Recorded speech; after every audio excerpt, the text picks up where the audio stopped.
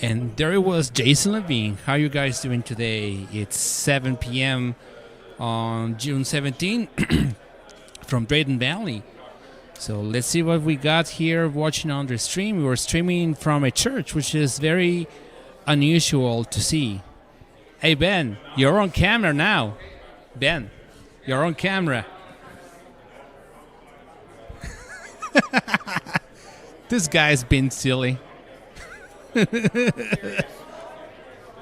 What's that? Why so serious?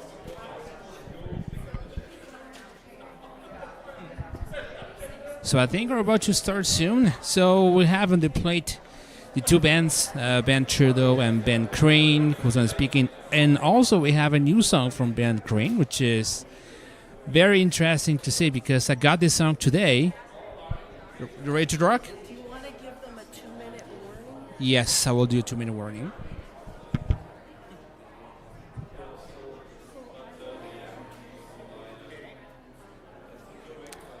Hello, ladies and gentlemen. I hope you're doing fantastic today. It is 7 p.m. on June 17, 2026 from a Let's Talk Alberta town hall meeting. So this is a 3-minute warning, so if you want to kindly get yourself comfortable in the house, and we're going to start soon.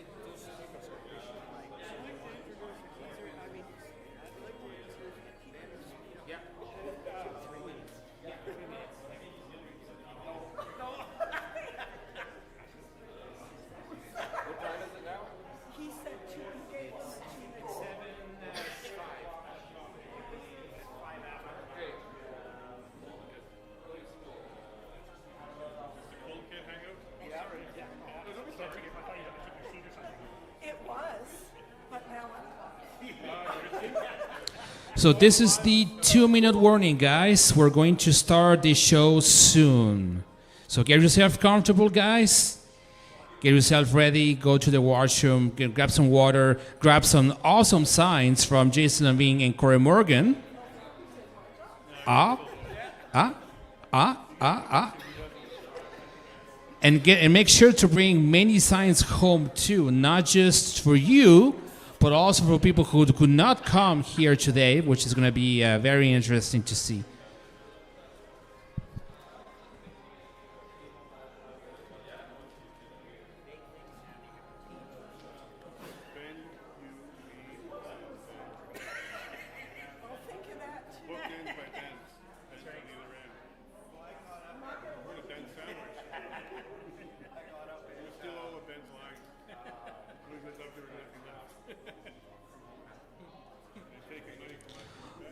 Also, for the people who couldn't come here, basically there's this whole stream is currently being live streamed right now.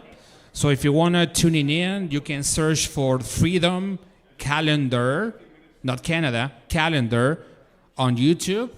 And it's being live streamed right now. So if you want to tell your friends that who couldn't come, you can watch it online as your own pace, I guess.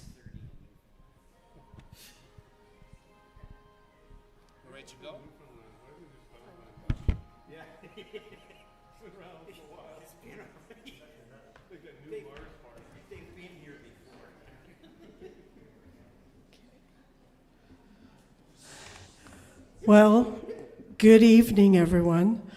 I'm trying to smile because I've been told to smile. We welcome you here to Ignited Church, and before I go any further, I just want to thank Pastor Mark and the congregation for welcoming us here and providing such a wonderful meal. So I'd like to thank the volunteers who put that together.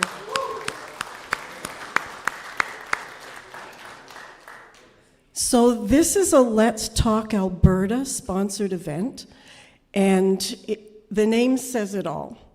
What we're here to do is talk, and it's becoming harder and harder, as you probably see when people have differences of opinion, but we want to provide you a safe place to come and bring your issues, your questions, your ideas, and so that's what the whole goal is, and we appreciate that you've come out tonight, and we hope that when you leave tonight, you will take away something very valuable with you. You'll have facts, and when October 19th comes, you will be able to make a vote that is an informed decision.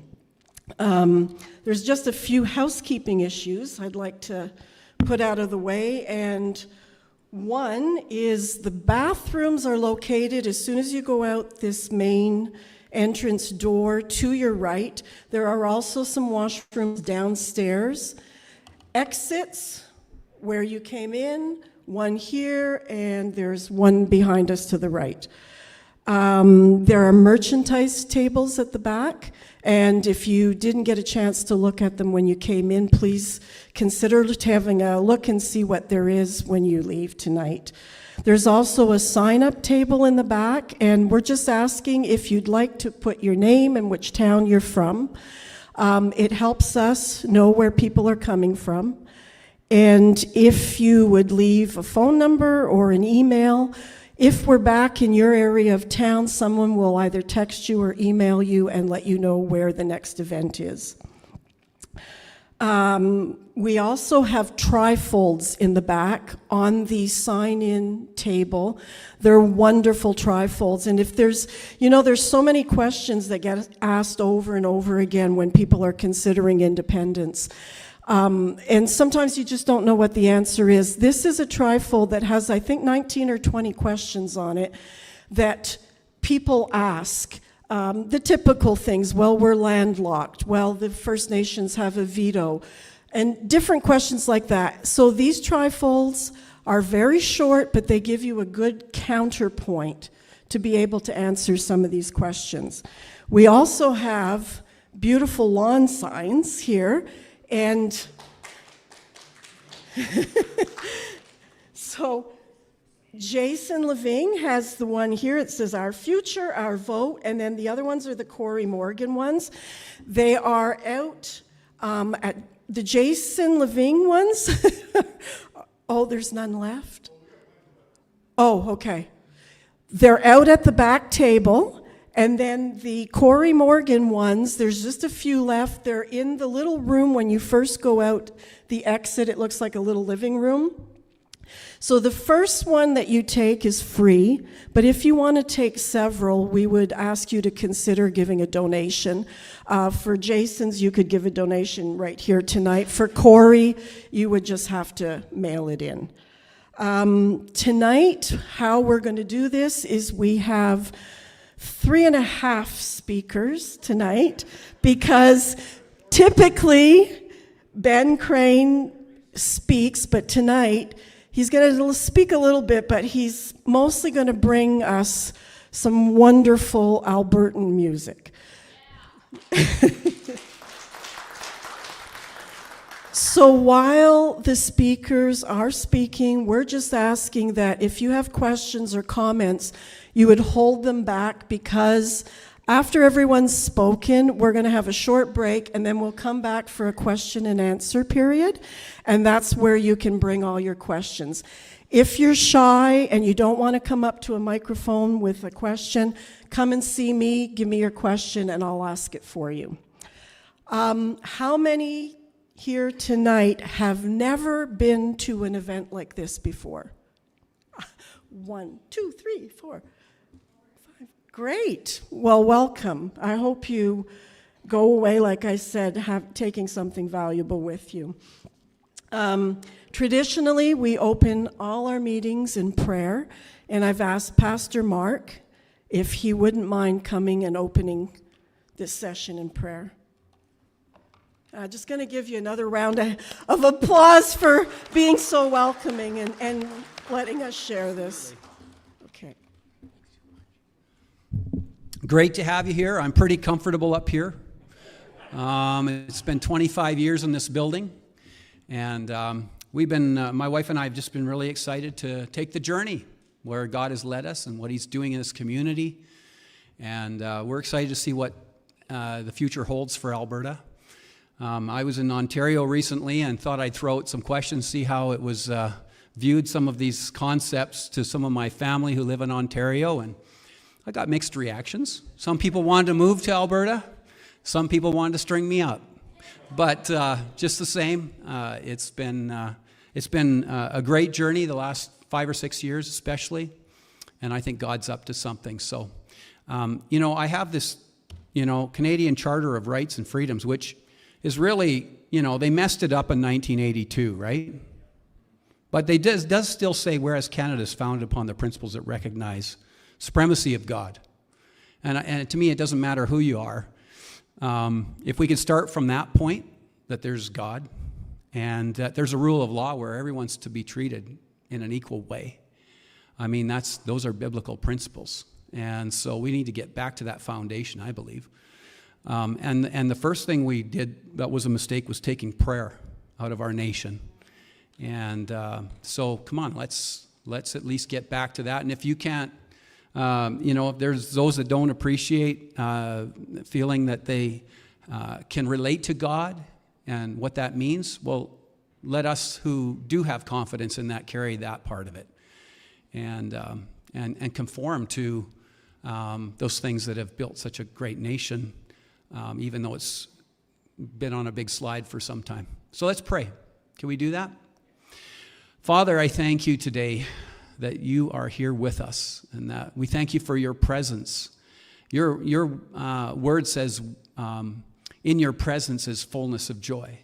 And so, Father, we invite you here that this is a time of joy. We want to get things right. We want your righteousness, and we want your peace. We want things to be whole and healthy, and we want the people to prosper. And so, Father, we turn our attention to you today and invite you to have your way in our nation, and help us to do our part. Help us to be willing to step out and to risk. Thank you that faith is risk, and we step out not without knowledge and without understanding, but tonight we seek to understand. And would you help us in that process? I pray there'd be unity in this place, and wisdom, the wisdom of God in this place. And I pray over each one of the speakers that they would have the right words at the right time, and that our hearts will be open to truth spoken in love. We ask it in your name. Amen.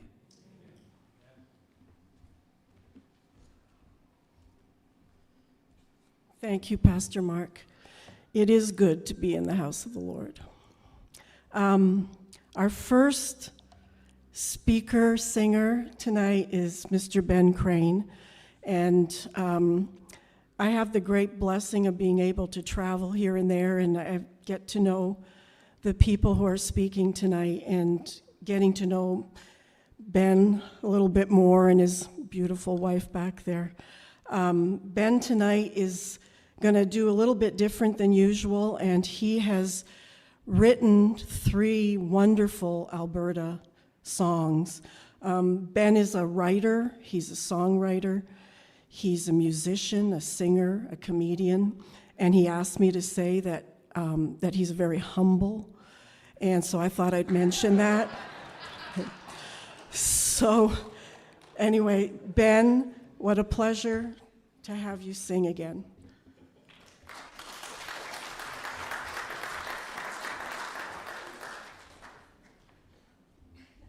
Yeah, I'm quite proud of that fact. Oh, boy. I don't know why they get me to be the first one up, because it just goes downhill from here. It's just, at this moment, this is the best that the night will ever get. So you may want to just take a moment and soak it in. Oh, brother. This is all Shane's fault. Shane is the guy at the back with the big long beard, and if he takes his hat off, it's really bright in here. So we ask him to keep that on. But he's our boss, and he's the one who kind of books everything and gets it all figured out and figures out who's going to speak where. And when he invited me to speak and to join the tour, it kind of blew me away, because there's big names and people who are constitutional lawyers and political scientists and historians and economists and guys who've been in the Huskow for standing up for what they believe. And he's not with us. Chris is in Cremona or something tonight, or somewhere. Claria's home. There you go. He's not home. No. No pun intended. And me. But what he said is we need some real just Joe kind of guys, and that's me. And I love values.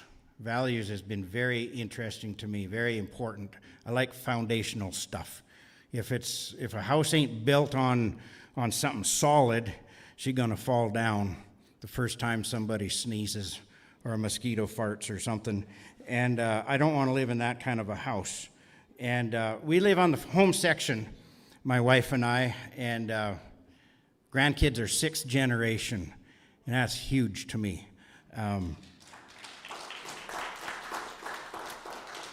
And the values that we have learned from living in Alberta are huge. You know, there's the faith, family, and freedom things that everybody likes to talk about. Faith is kind of the honesty, respect, the values of truth, values of peace. Remember that? Back in those days? The values of neighbors helping out in crises. Family teaches you the values of other-orientedness. Think of Sunday morning in a household of 5 girls in one bathroom. You got to kind of, you've been there. Yeah. Values of working together towards a common goal. The values of getting along with others of other opinions. I mean, you're stuck with family. You can change your friends, but you got your family. And then the values of freedom. I love that. We always think of freedom from, and we think of tyranny and seizure of property, abuse of power, mob rule, where somehow 3% or 1% of the mob gets to dictate the rules over 97% of the majority. That just doesn't seem to quite kick it for me. But there's also freedom too. Freedom to thrive, and freedom to associate and to speak, just like we're doing tonight. Freedom to hold your own cotton-picking opinion, you know. Freedom to fail. I love that one, because when you fail, you learn, and then you're better off. So I wrote about all of these kind of our roots that I've gained from living in Alberta for 61 of my 63 years. First day on my new lips. So here's the first song I wrote, Alberta Roots.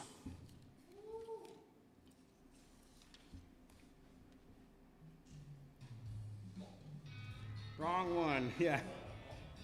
You gotta love technology. The band that is here, they are ugly guys. So we have them on the other side of the wall. No, I actually recorded this at my home studio, but I can't play all the instruments all at the same time, so we're gonna bring tracks instead. Let's go, My Alberta Roots.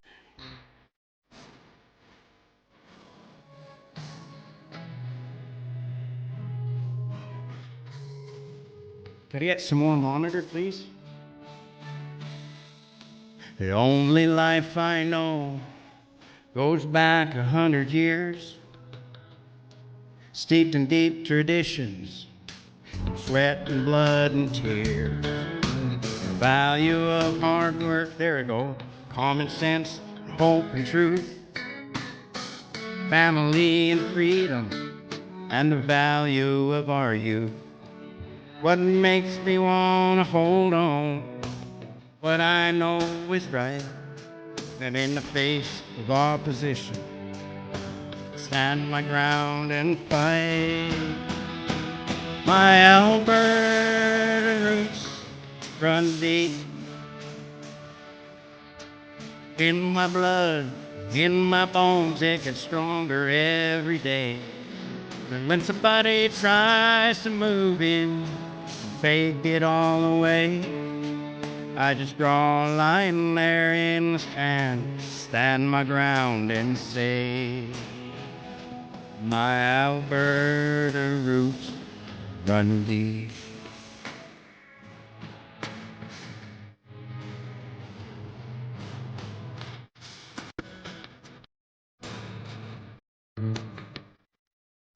Well, it's living on the land, watching life come and go, working hard and playing hard, in sunshine and in snow. We don't really ask for much, but we know that God provides and has given us all the things we need to enjoy this life and thrive. So it makes us want to hold on to what we know is right, and in the face of opposition, stand our ground and fight. Our Alberta roots run deep in our blood, in our bones. It gets stronger every day. When somebody tries to move in, take it all away, we just draw a line there in the sand, stand our ground and say, our Alberta roots, you can't hide it, they define us. They made us who we are today, and when life's this good, you just don't throw it away.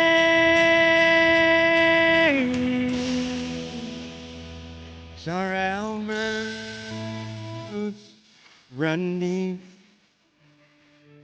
You can't dig them up or pull them out. They grow deeper every day.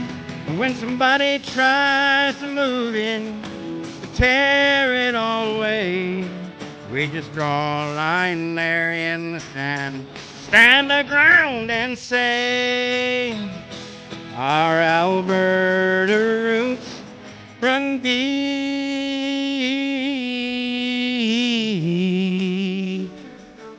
run deep.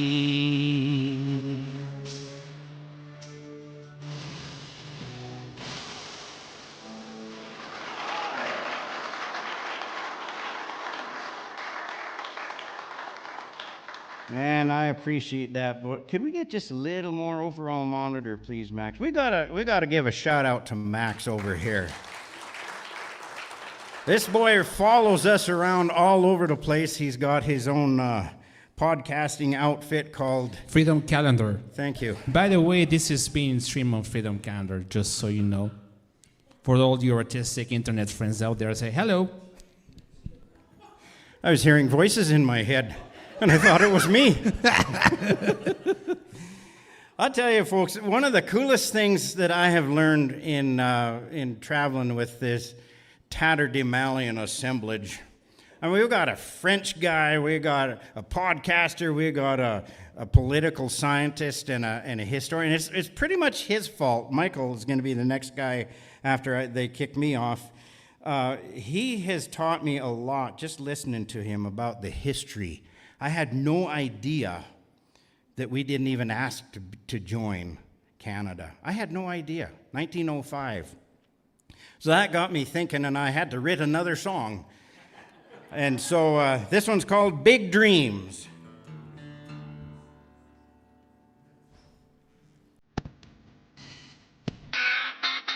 Dance floor is open.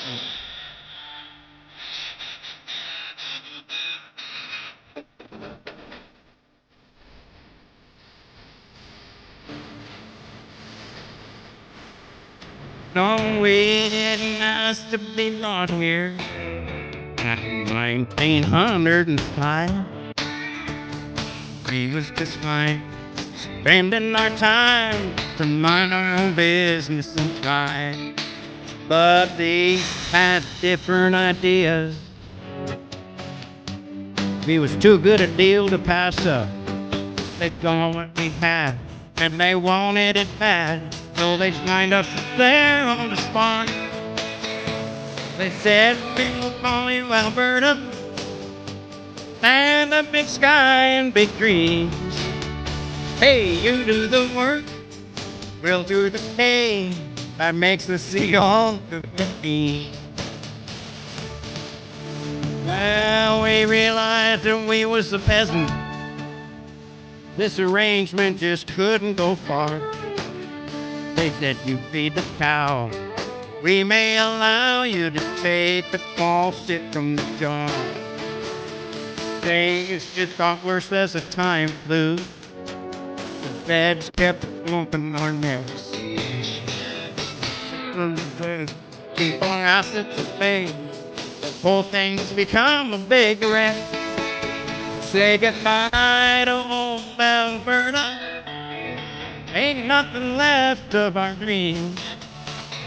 We're told what to think. That can be stink. Ripping out all of our meat. Oh, we had it rattled. We're just gonna move on and take back the start from the start. We ride a new horse and we chart a new course. Thank God we can finally be free. Raise a glass to old Alberta, land of big sky and big dreams. We're finally free to be who we should be and rid of the liberal steeds. So let's break the chains and be free. Thank God that we're finally free.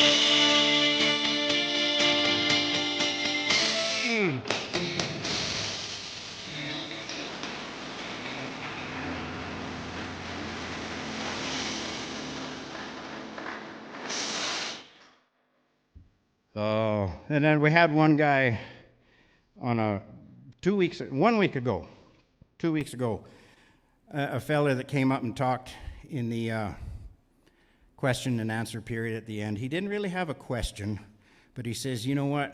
He said, I don't have the answers. I don't know what to do. I can see this answer has good, it has bad, this has pros, this has cons. I don't know what, he says, but the only thing I know is something's got to change. And he was absolutely right. And so he just sat down. We went home, and my wife and I had coffee the next morning. We always do that every morning. She couldn't get that thought out of her head either. She says, you know what? That would make a perfect song. So I couldn't help it. I just writ a song. And an hour later, I sent it down to her. Says, is it something like this? And she says, yeah. So this one is a brand new one. We're trotting it out tonight for the first time. I don't even know if I know it yet, but we're going to find out. And it's so new. In fact, this is like when people send me songs, when I do audio works, people send me their songs by email, what have you. I usually listen to this song, but today I made a deception. This is the first time I actually heard this song. He doesn't even know if he likes it yet. Something's got to change. All right.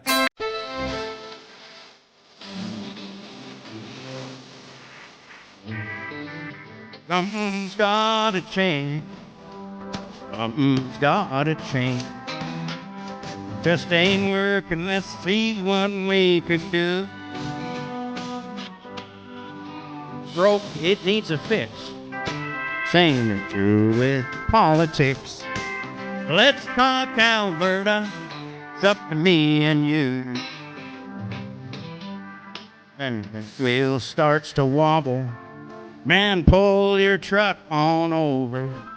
You might not be the only nut that's loose. You can't just ignore it or pretend that it's all fine. 'cause that shaky wheel is gonna cook your goose. Something's gotta change. Something's gotta change.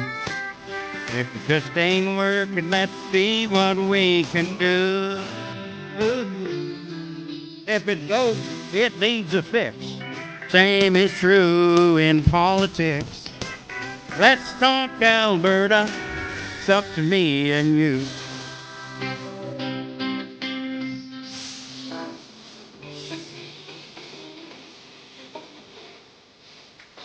I don't have a crystal ball. I don't claim to have the answer or the way to head back history's racing clock. But I know it's time to leave the couch. Time to get on our knees. Rebuild this country on the solid rock. Something's gotta change. Something's gotta change.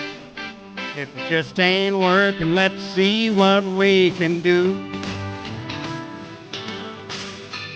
Broke, it needs a fix. Same is true in politics. So let's talk Alberta, up to ye and you. You've heard that real insanity. Try the same thing over again. Wonder why you get the same result.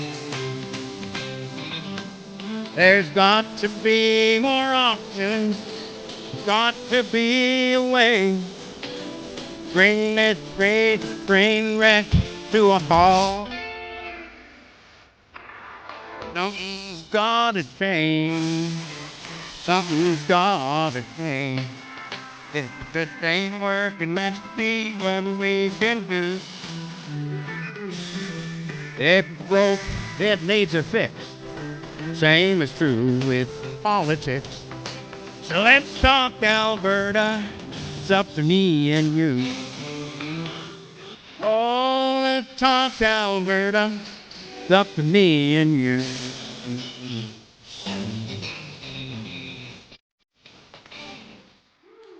Yeah!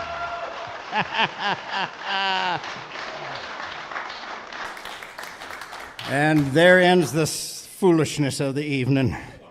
Thank you guys so much. I tell you, it's sometimes you can say more when you wrap music around it, but I really appreciate that so much, especially y'all in the front row for not throwing anything at me. You probably got a good arm. The next fella we're going to bring up is a fella that's become a good friend of mine. We didn't realize that we knew each other from a million years ago, but at least his wife, and yeah, that's what it was. But Michael Wagner is a very smart man, and I love listening to him.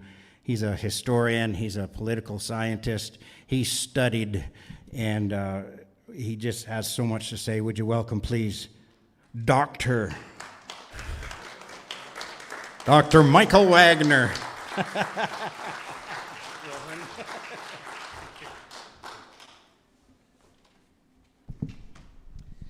I got a special mic for tonight because I have to move around a bit. Thank you, Ben, for that introduction. Wasn't that music great? Yeah. So, unfortunately, it's kind of true what he said. It's kind of all downhill from there, at least as far as I'm concerned, because now you just have to listen to me talk instead of music. But so it's interesting, his final song, something's got to change, and I think that's the attitude of most Albertans. Most Albertans realize there's something wrong with our country. Most Albertans realize that the situation of our province is not acceptable. We need something to change.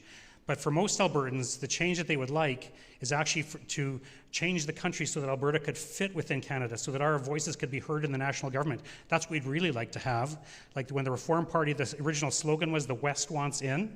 Like that's what most Albertans would really want. Why can't our voices be heard in the national government? That's what most people really, that would be the hard cry of most Albertans. The problem is we can't have what we want. We want to have our voices heard in Ottawa, and we cannot have our voice heard in Ottawa. We can't have the option that we really want. So that we really only have two choices. One is to live with the status quo, and the other is to become independent. The Reform Party worked so hard to try and get our voice heard in Ottawa, and it just didn't work. And so, in my view, the only choice we have is independence, because we're not going to get any kind of change that we really want. Now, to understand this, we really have to look over Alberta's history. Now, the Prairie provinces, right from the very beginning, like 1905 when Alberta and Saskatchewan were formed, right from the very beginning we had various grievances with the federal government, and we fought with the federal government. We would often create new political parties, like the United Farmers of Alberta, or the Progressive Party of Canada, or the Social Credit Party. We'd create our own parties to fight for our interests within Ottawa. But eventually, we came to the point where we realized we needed to become independent. Like, none of those early parties talked about Alberta becoming independent. We were trying to fight our way within Canada. But what changed was in 1968, a man named Pierre Trudeau became Prime Minister of Canada. And because after Pierre Trudeau became Prime Minister, that's when the first movement for independence really started in Alberta. Because he started making changes to this country that Albertans could not tolerate anymore. Now, one of the things he did was to unleash an attack on Alberta, unprecedented in Canadian history. No federal government has ever attacked a province the way the federal government attacked Alberta under the time of Pierre Trudeau. In 1973, the price of oil had started to skyrocket because there was a war in the Middle East. We'd had oil, from the time of Leduc discovery in 1947, but from 1947 until 1943, the price of oil was often only about $2 or $3 a barrel. So although it was good for our province, we weren't raking in a whole lot of money. But in 1973, there was a war in the Middle East, and the price of oil skyrocketed. And Pierre Trudeau brought in what was called the export tax on oil. So when Alberta exported oil to the United States, as we've been doing for a long time, the federal government take a huge portion of that revenue from our oil revenues, even though that was a provincial resource. Alberta was supposed to get that money, but the federal government was taking a huge amount of that money through the export tax. And our premier at the time, Peter Lougheed, called the export tax on oil the biggest ripoff in Confederation's history, because it had never been done like that before. So throughout the 1970s, Peter Lougheed fought with Pierre Trudeau over Alberta's oil resources, but things actually got worse in 1980 when Pierre Trudeau brought in the National Energy Program. Now, the National Energy Program devastated Alberta's economy. It destroyed businesses, it destroyed thousands of jobs, and devastated the lives of thousands of people. So many people lost their jobs and their homes at that time. And actually, when I was traveling last year, I talked to 3 separate people who said they knew of people or knew people personally who committed suicide at that time because of the devastation in their lives because of the National Energy Program. And I've met several other people who would talk about, how their fathers lost their jobs or their homes because of the National Energy Program. This was a deliberate policy of the federal government in 1980 and 1981. Now, 2 of the main reasons the Liberals gave for instituting the National Energy Program was to get energy self-sufficiency for Canada and to Canadianize the oil industry. Like, the federal government thought there was too much American oil ownership of the oil industry, and they wanted to Canadianize the oil industry. So those were 2 of the main publicly stated reasons. But those weren't the real reasons, and we know that later because Marc Lalonde, who is the energy minister who instituted the National Energy Program, a few years after he was out of power, he gave an interview where he admitted that those weren't the real reasons. And this is what he said to our journalist. This is Marc Lalonde. These are his words. The major factor behind the NEP wasn't Canadianization or getting more from the industry or even self-sufficiency. The determinant factor was the fiscal imbalance between the provinces and the federal government. Our proposal was to increase Ottawa's share appreciably so that the share of the producing provinces would decline significantly and the industry's share would decline somewhat. So that the real purpose of the National Energy Program was for the federal government to confiscate much of Alberta's wealth. I mean, that's what we thought at the time, but they wouldn't admit that till afterwards. But I want to repeat that this is the only time in Canadian history when a federal government attacked a province that way. Alberta is unique in being the only province that has been attacked so significantly by the federal government. Now, the pent-up anger towards Trudeau would subsequently contribute to the rise of the Reform Party. Like, the main reason for the rise of the Reform Party at the time that it did was, of course, Trudeau resigned in 1984. To make a long story short, Brian Mulroney won the 1984 election. We thought he was our guy because all of our MPs were progressive conservatives in Mulroney's government, so everything was going to turn out well, we thought. But what Mulroney did was, like, Canada had recently bought the CF-18 fighter jets at that time, and those CF-18 fighter jets had to be maintained, and it was a very big government contract to maintain the CF-18 fighter jets. So there's only 2 cities in Canada that could do that, Winnipeg and Montreal. So the government held a competition to see which of those cities could do the best, and Winnipeg won the contract according to the government's criteria, so Mulroney awarded the contract to Montreal because he wanted the votes in Montreal. So that that led to, like, so much anger in the West that Preston Manning created the Reform Party of Canada. But much of the background to that was the anger already at Trudeau from the previous things that Trudeau had done. Now, the Reform Party, their emphasis was trying to get the West to have equal treatment within Ottawa. Like, we had not been treated equally up until that time. So, but instead of trying to get the West out of Canada, like I mentioned, the slogan was "The West wants in." We could have our voice heard in Ottawa if we could get constitutional changes so that our voices could be represented there. So in 1983, the Reform Party won 52 seats in the federal election, and in the 1997 election, it won even more seats. And yet nothing was done. Like, we did elect our Reform Party MPs and sent them to Ottawa for several years to have our voice heard there, but their voice was not heard. Ottawa ignored the concerns of our Reform Party MPs because Ottawa does not want to listen or will not listen to what Alberta wants. And there's a quote I have here from a couple of academics, Roger Gibbons from the University of Calgary and Lavigne from the University of Saskatchewan, and they wrote about why the Reform Party's message was ignored in Ottawa, and this is what they said. The Reform Party's clarion call that the West wants in was widely derided outside the West as narrow regionalism, unsuitable to a truly national party. Indeed, the party system has helped define regional in the case of the West, and the West alone, as somehow antithetical to national. Parties based largely in Ontario and Quebec are self-defined as national, a definition generally accepted by the media and elite political discourse. Parties based largely in the West are defined and defined successfully by their opponents and the media as regional. The West is the only Canadian region earmarked in this fashion, and the only region with interests assumed to be at odds with the national interest, whatever that might be. So that's why the Reform Party's message was ignored in Ottawa, because the interests of the West are defined as being antithetical to the national interest. We're considered to be outside the national interest, so their message was ignored. Now, one of the things that the Reform Party tried to do was to reform the Senate, but there's also a separate Senate reform movement. And this is important when we're looking at the history, because going back to the 1970s when Peter Lougheed was fighting with Pierre Trudeau, Peter Lougheed created a Citizens Advisory Committee on the Constitution to recommend to the Alberta government the kinds of changes to the Canadian Constitution that would allow for Alberta's voice to be heard within Ottawa. And on that committee was a University of Calgary law professor who recommended changing the Senate. He convinced the other members of the committee that if he could reform the Senate so that senators would be elected, right now, because senators are appointed still by the Prime Minister, if we could have a Senate where the senators are elected and there's an equal number of senators from each province, then our voice could be heard within the national government. So that started the Senate reform movement. So in 1981, the Canada West Foundation, a very famous think tank in Calgary, published a proposal for Senate reform called Regional Representation, the Canadian Partnership. It was written by three prominent citizens, one of whom was Senator Ernest Manning. And Ernest Manning had been Alberta's longest-serving premier, and then later he was appointed to the Senate. So he was one of the authors of this proposal. And the whole purpose of this, of course, was to reform our national institutions so that there could be a voice for the West within the national institutions. It was a way of getting Western voices heard within Ottawa. And so this is a popular idea in Alberta. And so in 1983, the Alberta Committee for an Elected Senate was created. And then the idea of a reformed Senate spread to Saskatchewan and BC, so they changed the name of it to the Canadian Committee for a Triple E Senate, because it was proposing a Triple E Senate. Now, the idea of a Triple E Senate, there's 3 E's. One, as I mentioned, the senators would be elected. Another E was that there'd be an equal number from each province, as I mentioned, and the third E would be they'd have effective powers so that the Senate could block activities from the House of Commons that were contrary to regional interests. So that was the Triple E Senate idea. Now, the Alberta Progressive Conservative Party, which was our ruling party at the time, endorsed the Triple E Senate idea in 1984. Then in 1985, the Alberta government's Special Committee on Senate Reform also endorsed the Triple E Senate idea. And later in that same year, in 1985, Don Getty became a premier of Alberta, and he endorsed the Triple E Senate idea, and he actually created a Senate Reform Task Force to promote the Triple E Senate idea right across Canada. And then in 1989, October 1989, Alberta held the very first Senate election in Canadian history, and that was won by Stan Waters of the Reform Party. So for the very first time, there was an election for candidates for the Senate. Stan Waters won that election, and Brian Mulroney, our Prime Minister, actually appointed him to the Senate as it was expected. Now, so we kind of had momentum towards the Triple E Senate, but that momentum basically stalled at this point. But it did pick up a little bit again later because, the Reform Party ended up becoming the Canadian Alliance in 2000.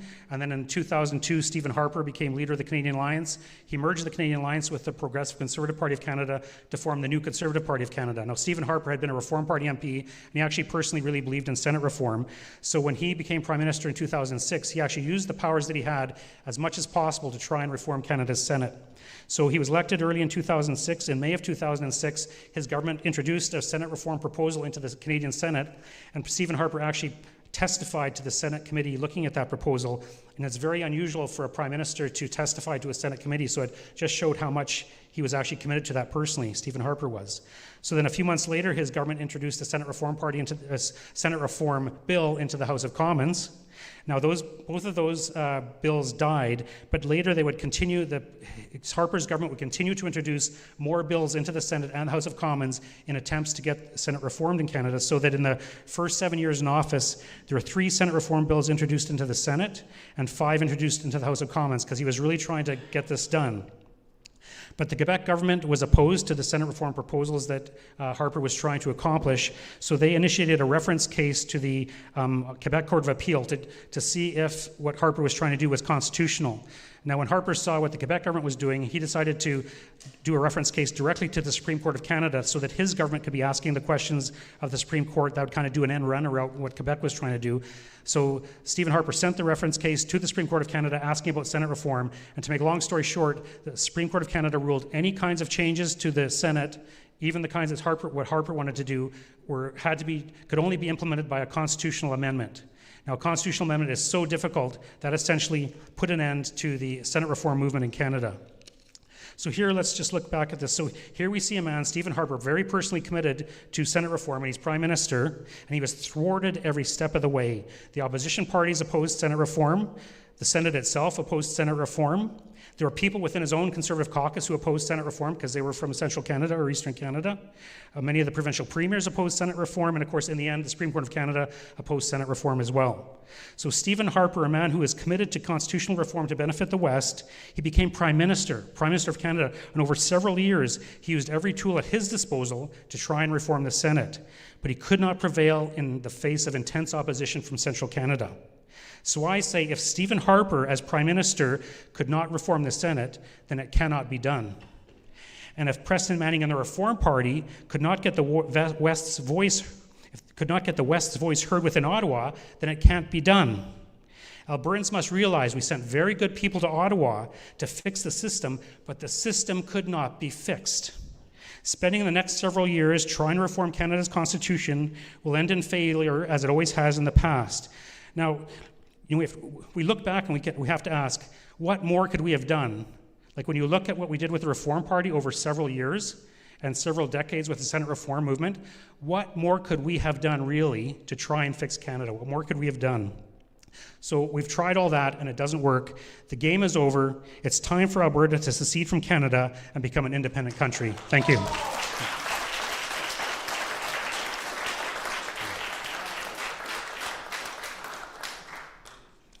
Now, it's my privilege to introduce Jason Lavigne as the next speaker. You probably all know Jason as a famous podcaster in Alberta and a very well-respected speaker. Thank you. You're welcome. Great job. Thank you very much. Give it up for Michael, Dr. Michael. So, quick disclaimer, he is paid by the word. I am paid by the hour, so I'll be a little bit slower here. Just to be clear. I am Jason Lavigne. I am the host of the Lavigne Show. Anybody familiar with the Lavigne Show? Oh, wow. My people. Those that have not seen it yet, there's some cards at the front. Check it out. We do a lot of long-form interviews. Michael's been on. Ben's going to come on at some point. And then Ben Trudeau here was on just this Tuesday. And it was an excellent episode, so go check that out. I never thought my career would get me to the point where I have to introduce a Trudeau.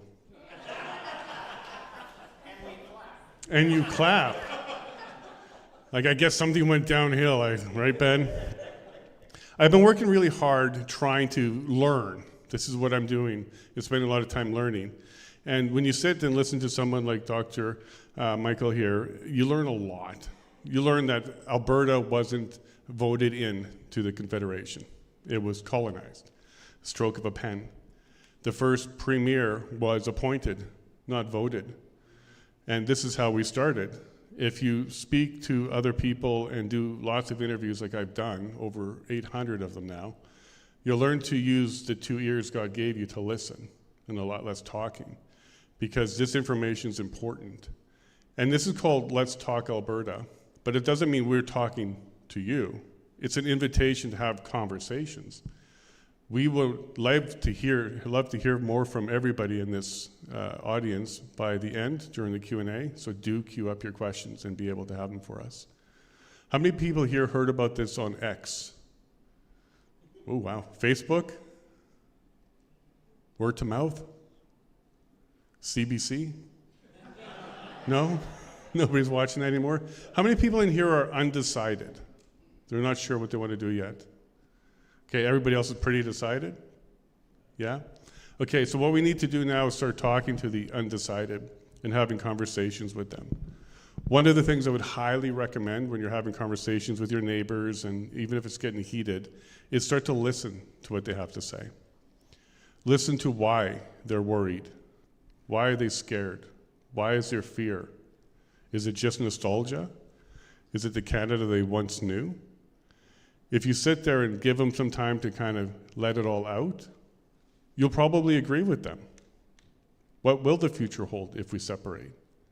What happens to the system? Do we have to rebuild everything? Can we inherit some stuff? Can we just take over? How much is it going to cost?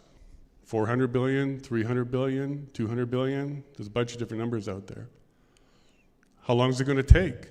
6 months, 6 years, a generation? We actually don't have those answers yet.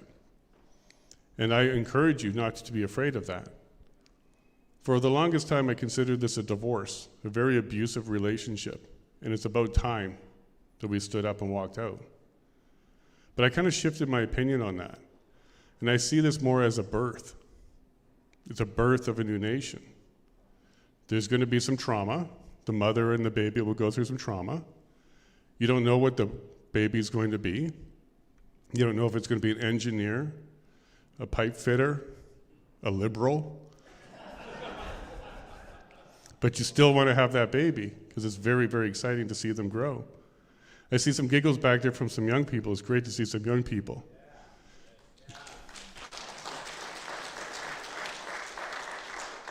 Isn't this fire? Yeah? 6, 7. We got to engage the young people, folks. For the other people that don't understand that, they know. Look at them. They're laughing here. But we do this for you. A lot of us kind of already got our future set. We kind of did all our hard work, built up our farms, our ranches, got our property ready to go. But how many are here for the next generation? We do this for you. Because we want to give you the Canada that we thought we grew up in. Because a lot of us loved it. I do love Canada. I do love the Canadian people. I still consider myself Canadian. But when I look at through the lens of my young ones, this isn't the place that it once was. How many people here heard Dr. Michael Wagner come up and share his pronouns or his sexual preference? There's no room for that in education, but we learned a lot from him. How many people here are worried about the direction of our education? Even the young ones. Did you know, and I'm going to have to share this with you, just 20 years ago, the average first home buyer age was 24. At the age of 24, you bought your first house. What is it today? 44. It now takes 20 years longer to get that down payment for your first home. That used to be your mortgage. By the time you were 44, you were already done. You owned the place. Now, you just got enough for your down payment. How many people have 20, 30-year-olds living with them right now? We got a couple hands. This is kind of how it is right now. I'm not trying to scare you, but we were talking to some young people, and they were telling us the one thing that they really wanted was to get out on their own, start their own family, start their own home, and be able to raise their family. That's sovereignty. What you're actually talking about is sovereignty from your parents. You want to have autonomy. You want to do it on your own. This is what this movement's about. When the country was younger, it made a little bit more sense The West was a little bit thinner. They didn't have as many people. Lots of infrastructure needed to be developed. So it kind of made sense to kind of be a family and have Montreal and Toronto kind of be like mom and dad and kind of help out, guide us, build things like the railroads, the Trans-Canada Highway, other infrastructure. But just like a family, people grow up, and then people eventually need to leave and do their own thing. And I think we've reached that stage. I actually believe we've been at that stage for a long time. So Justin Trudeau, Mark Carney, sorry, where's the swear jar? I owe a couple bucks in there. I actually thank them for doing what they've done the last 12 years or so, because they really focused their energy on us, which opened up our eyes. To a lot of people, COVID was a devastating time, but it was also an awakening. What was your government willing to do? Who's on the wrong end of the boomstick in Ottawa? Canadians. Who was doing it to them? Canadians under order. And I think a lot of us woke up. I know that this church stayed alive during that time. Thank you, Pastor Mark.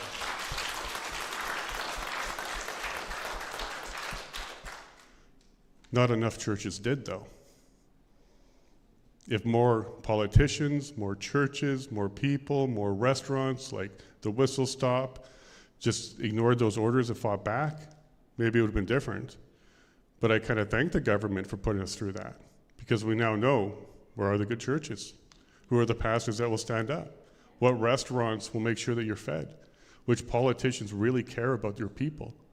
We were able to kind of get rid of the chaff. Some farmers out there, you know that. Now we got a bunch of seeds. And these seeds are now planted all over and they're growing. I see some wonderful people here from my church and from my community, some faces I've seen around and some new faces. I couldn't be more happy to be part of this community. So I do have to thank Trudeau for that. Without his push out of the nest, I don't know if I would have waken up like this. But now we have an opportunity. It's not going to be a 1776 where we need to pick up arms and fight back that way. This is a modern world where we can do it with votes. Some people are not pleased that we're voting on a referendum to have a referendum. It kind of seems weird, right? But at least we have this opportunity to vote. And we didn't do it with firearms, violence, or even shutting down the province. We did it through collecting a bunch of signatures and sending a message to Edmonton to say, hey, we want to do this. How many canvassers are in this room right now? Holy smoke. Can you please stand up? Can you please stand up?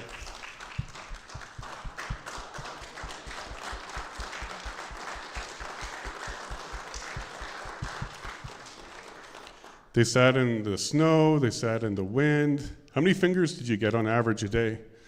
Quite a few, right? But how many signatures did you collect? A lot of people came up to these people and said, hey, I trust you, and I want you to take my voice forward with my signature and let Edmonton know we're ready to do this. People are a little bit frustrated with Danielle Smith. They were expecting more. I wish she didn't put her finger on the scale, but she gets a vote too. We all get a vote. How many people are familiar with Brexit? I know Michael is, yeah, for sure. Want to quickly tell us about it? One of the things that you should pay attention to the Brexit movement is all the establishment was against them. All the establishment said stay. And what ended up happening? The people voted to leave. Surprised a lot of people. And if you take a close look at that, it was because the establishment was against the people and so unified in that. We're seeing the same thing here. Nancy, Smith, Kenny, Harper, Lusakic. Do you have a word that rhymes with Lusakic in your next song? No? Think about it. We'll see you next week. They're all on the same side on this one. They're all saying we should stay, keep fighting. Who watched the debate with Kenny and Keith Wilson? Okay, so I got a little pop quiz for you. Who said the Constitution cannot be fixed? Wilson or Kenney? Kenney. Who said it's been an unfair deal with Ottawa for the last 40 years? Wilson or Kenney? Kenney. Who said that it's a very tough fight and we've got to put our shoulder to the wheel? Wilson or Kenney? Kenney. If you listen to that debate, they actually agreed on everything except for one point. They agreed that Alberta has been suppressed, Ottawa has been working hard against the West, and it's impossible to fix. The only place that they were different is the solution. Wilson says, we can do this on our own, and it's time. And Kenney said, let's just keep fighting. I think Einstein had a quote for that, right? The definition of insanity is to keep trying the same thing over and over again, expecting a different result. I almost got to your speed there. So my message to all of you today, because I'm speaking to the choir here, so let's turn you guys into messengers and disciples and go out there and have conversations. And remember, the first 10 minutes, just listen. Relate. I too feel that way. I too understand that. But now it's time for some change. And just like Ben's song, it's time for some change. That's what you can tell them. And one last thing I'm going to ask you all to do, because we're sincerely looking for this. One good argument to stay in Canada. We've had people go up to the Forever Canada people and ask them, why should we stay? And they don't give an answer. They actually just say, go to the website, look it up, find it. And the response is, well, I want your opinion. Why do you, who's here proposing for federalism, why do you want to stay? They don't have an answer. I once said because we can get more Olympic medals if we stay together. But after watching the curling incident, I don't know if I want to be on that team anymore either. But I do encourage you all to listen and talk to your neighbors, and don't be shy about it, because courage is courageous, and this is time for courage. Thank you all very much for your time tonight, and I appreciate it. God bless.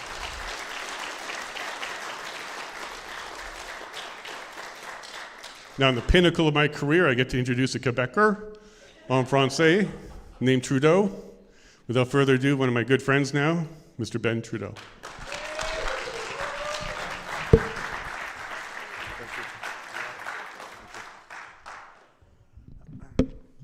Well, good evening. I don't really like being introduced as a Quebecer, but it is what it is. Former, yes.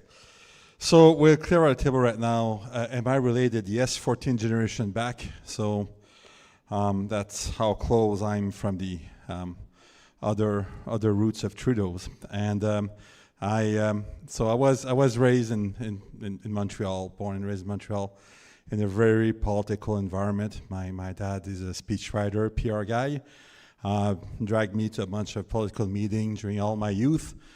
He was one of the author of the 6 of the 12 white books that were filed at the Quebec legislature in 1978. These white books, by the way, these are visions for a province. And one thing that the PQ did very, very well in 1976 when they were elected, well, two things that they did very, very well is that René Lévesque surrounded himself with a very, very good team. And everybody knew what was the plan once they were elected. And there was no time lost. And they make so much change so fast that I believe that 40 years later, there's a bunch of bureaucrats that wonder what happened then. And then the second thing they've done, they filed these 12 white books. These 12 policies that is not legislature, it's just like give a vision, 25-year in front vision. And Quebec still run on these 12 white books. They've never been replaced since 1978. Whoever get elected in Quebec still follow these 12 books, still follow these sovereignty basis. So how can we be sovereign? I went through, of course, the first referendum campaign in 1980. I was only 8 years old, but it was quite a party home during that time. And I joined the Young Liberals provincial when I was 14. which is the age that you can join a political party here too in Alberta, by the way. It was exciting. It was the Meech Lake negotiation with Mulroney that went down in 1990, June 23rd. After that, there was a second round. It was called the Charlottetown Accord. So another try to reopen the Constitution and change what was broken in it. At that point, with the youth of the party, of the Liberal Party, who was in power in Quebec under Robert Bourassa, we wanted very, very specific things. And at our AGM, the Premier used his veto to vote us down. So what we've done, we left the party. 2,000 youth all together, we left the party that day. And in '94, we started our own party, the ADQ. And the ADQ, we started in March '94. In June, we were sent to an election. I was a candidate in a riding named Beaumont-Missisquoi, which is the most bilingual riding in Canada.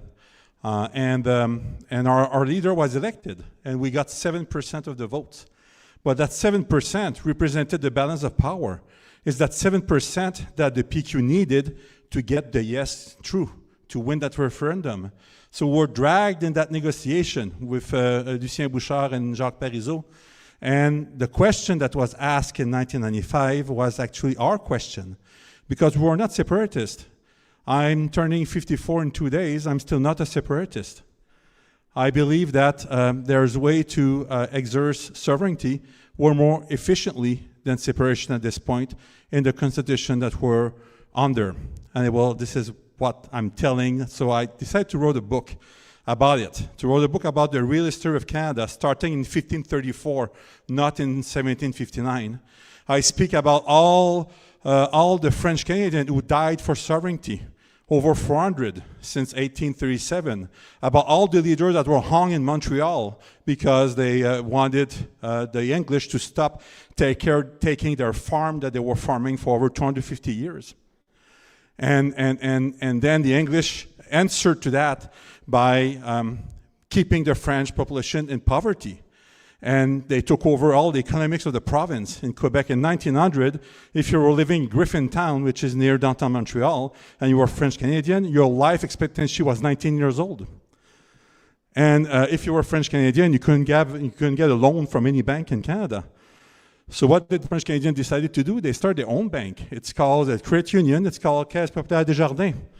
And Desjardins now, 120 years later, 7.8 million of the 9 million Quebecers are members of Caisse Populaire Desjardins. Caisse Populaire Desjardins has an asset of $500 billion.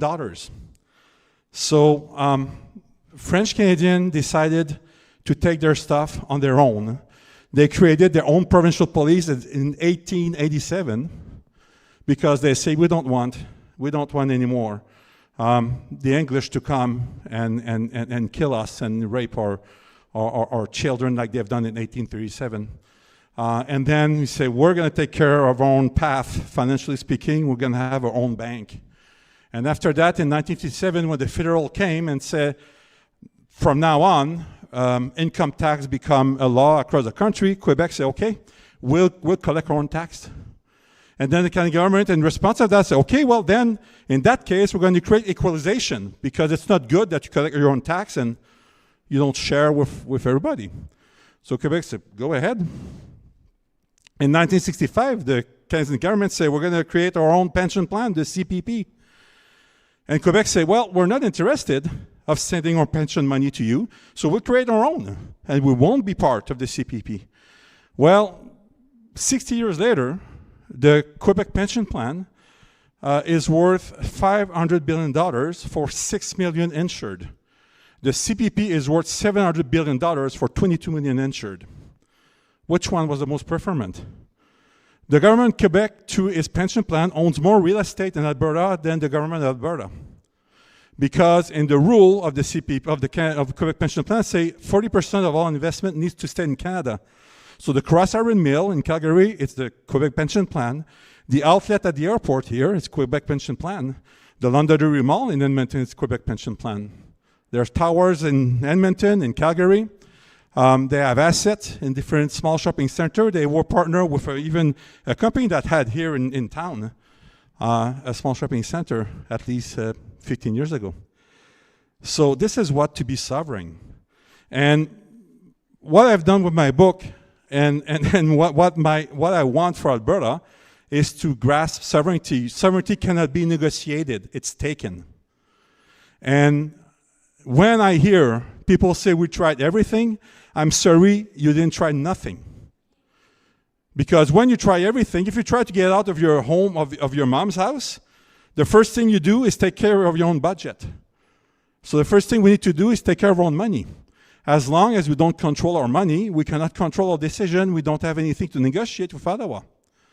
But when we look at our Constitution, the Canadian Constitution, the way it's done, and when we look at champions of the Westminster system, like the real rascal, the one that knows that system more than anybody on the planet, the Quebecers, to get at most as they can out of Ottawa, the first mission of a Quebec politician is to piss Ottawa.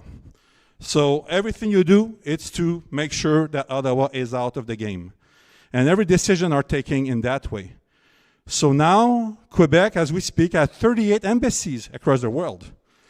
If you go to New York, London, Tokyo, name it, Quebec has its own embassy. Quebec has its own, collect its own tax, have its own pension fund. Quebec make all of its deal economically. So what happens is then when Canada go for economic mission, Quebec with office on the ground already have like a pile of MOUs and agreement with that country already. So Canada has no choice but to endorse it. We can do that. Right now, every Friday afternoon, we collect, the oil is high. Every Friday afternoon, we collect in this province between 500 million and 700 million in royalties. And you know where we put that money? At the CIBC in Toronto. Over a weekend, the CIBC make 2 to 3 million during the weekend with our money, every week. Why don't we use ATB? Why don't we use the 13 credit unions that we have in this province? We're not sovereign in we produce 75% of the beef of this country. 87% of it is packed by an American and a Brazilian company. What are we doing? So my message here tonight, and this is the message of my book. I invite you to buy it. There are some to sell on the table like that. So first section of my book, I speak about the history of Canada, starting with 1534, not September 13, 1759, when the English won at the Plains of Abraham. And then after that, I speak about project for Alberta. I think it's important that we cast a vision.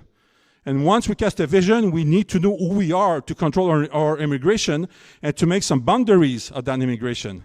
My sister is Vietnamese. We adopted her in 1981. She was a boat people after the Vietnam War. And in 87, my dad had her parents come to Montreal. And when you immigrate to Quebec from another country, you go through a 5 days training when we tell you the history of Quebec, the values of Quebec, and after that 5 days, you have to sign that social contract. A social contract saying that I will respect the values of this province and I will learn French. If you don't want to sign that social contract, go to Toronto. You're not welcome in Quebec. You won't get a driver's license. You won't get health care. You won't get social services. And this is exactly what the dad of my sister decided to do. He didn't want to sign the contract. He went to Toronto. And it's okay. But to do that, we need to know what we are. I moved here, I was 35 years old. My youngest one is there, Joel. I have 4 kids, all born here in Edmonton. My wife, born and raised in Edmonton. I got married there. So I'm definitely Albertan. The problem is that how can I define what is an Albertan? And I spend time in that book to define what I believe is an Albertan through values. And I define 8 heartstrings of Albertans. Heartstring number 1, enduring moral compass. So Judeo-Christian values define our laws and identity. Heartstring number 2, earned equality. So merit matters, not identity markers. Heartstring number 3, hands-off freedom. Small government, stay in your lane. Heartstring number 4, pioneer grit, family-centered, self-reliant, property respecting. Heartstring number 5, real leaders, real results. Builders, not spenders. Conviction, not corruption. Heartstring number 6, wise land guardianship, sustainable use by those who live here.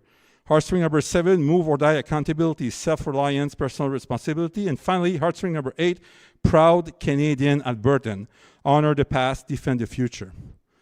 And I believe that if we start carving out an Albertan identity, and then we carve out an Albertan vision, a plan for the future, and we start taking what can be taken right away in this contestation, and then we start getting some traction with Quebec. Quebec is voting PQ probably this coming November. It's time to stop the stereotypes about Quebec and just to make a link with them.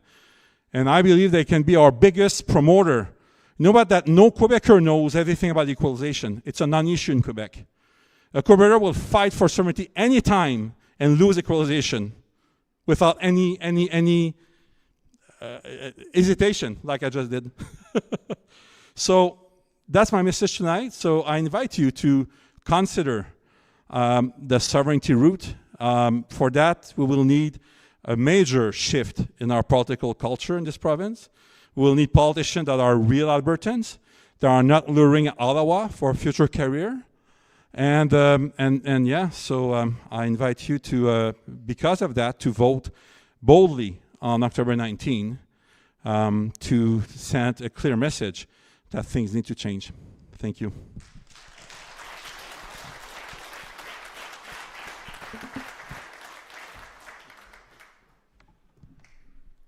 Merci, Monsieur Trudeau. Le bon Trudeau. We're just about to take a very short break, but before we do, this is the very uncomfortable part, and I'm sure everybody knows here what it is to have to ask for help.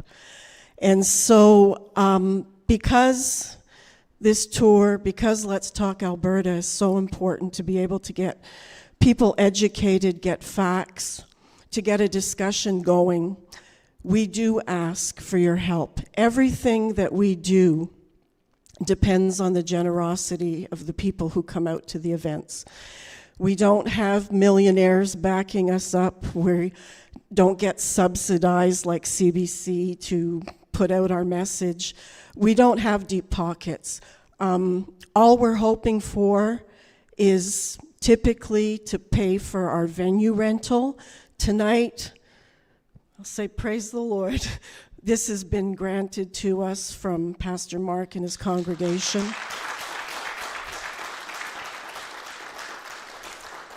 And the only other expense that we use from the donations we get is to try to help these people with their gas money. So we're not a rich organization, but we're passionate. And I know that every one of these speakers, whether they got gas money or not, they would be here tonight. So we are going to pass a donation bucket. Some of you have already given, so please do not feel that you need to give again. But we will pass a bucket, and then we're going to take 5 minutes, 10 minutes. 6 or 7 minute break. And then we will come back, and we're going to set up a mic. Where, Max? Over here. And we'll just ask you, if you have questions, to come up to the mic. And like I said again, if you're uncomfortable coming before a mic, speak to me. I'll ask your question for you. So Shane and Brad are going to come by, pass. And then, just mingle for 5 minutes, stretch your legs, and we'll be back in about 5. Thank you very much.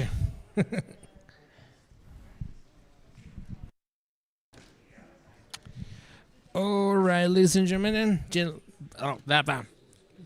Ladies and gentlemen, my goodness, I'm rusty today. So I'm going to switch the cameras a little bit, and we're going to intermission mode. So we'll see you in about 5.25 minutes. I guess. I don't know.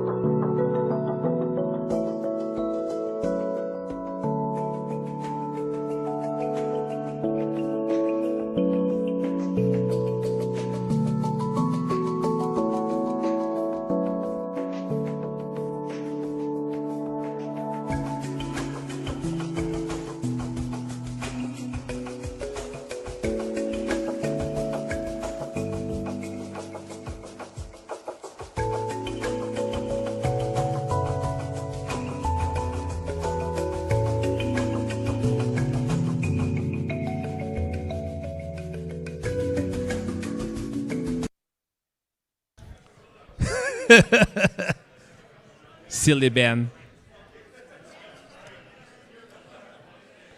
All right, ladies and gentlemen, we're going to start the Q&A session right now. I need the wireless for a second before they get started. Brad has the Q&A, the wireless one. Brad has the wireless one.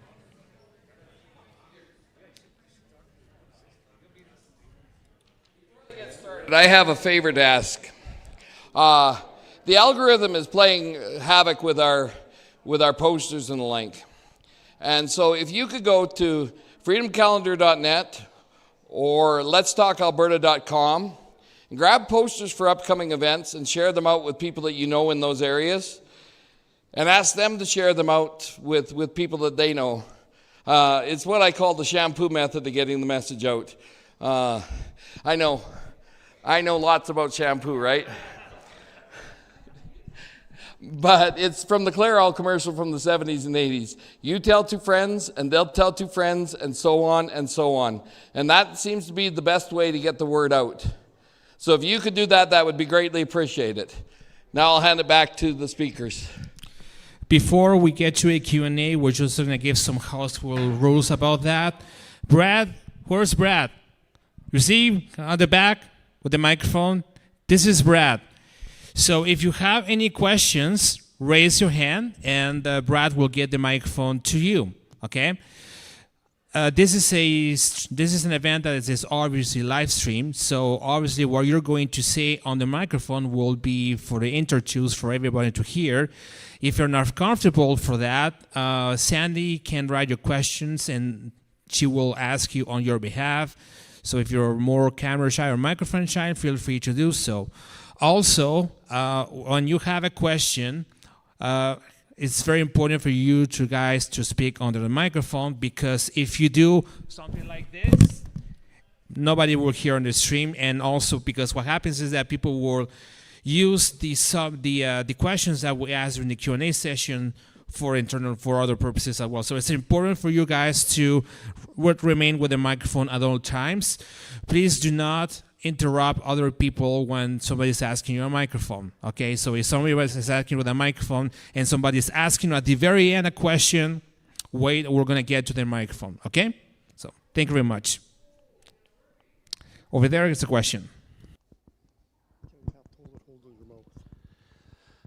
All right, well, thank you all for taking the trip out here. I really appreciate you coming and listening to what you have to say. First, an observation. The movement, this independent sovereignty, whatever movement, seems to be entirely right-wing. Except I did notice that there's about 6 or 7% of NDP supporters that are on board.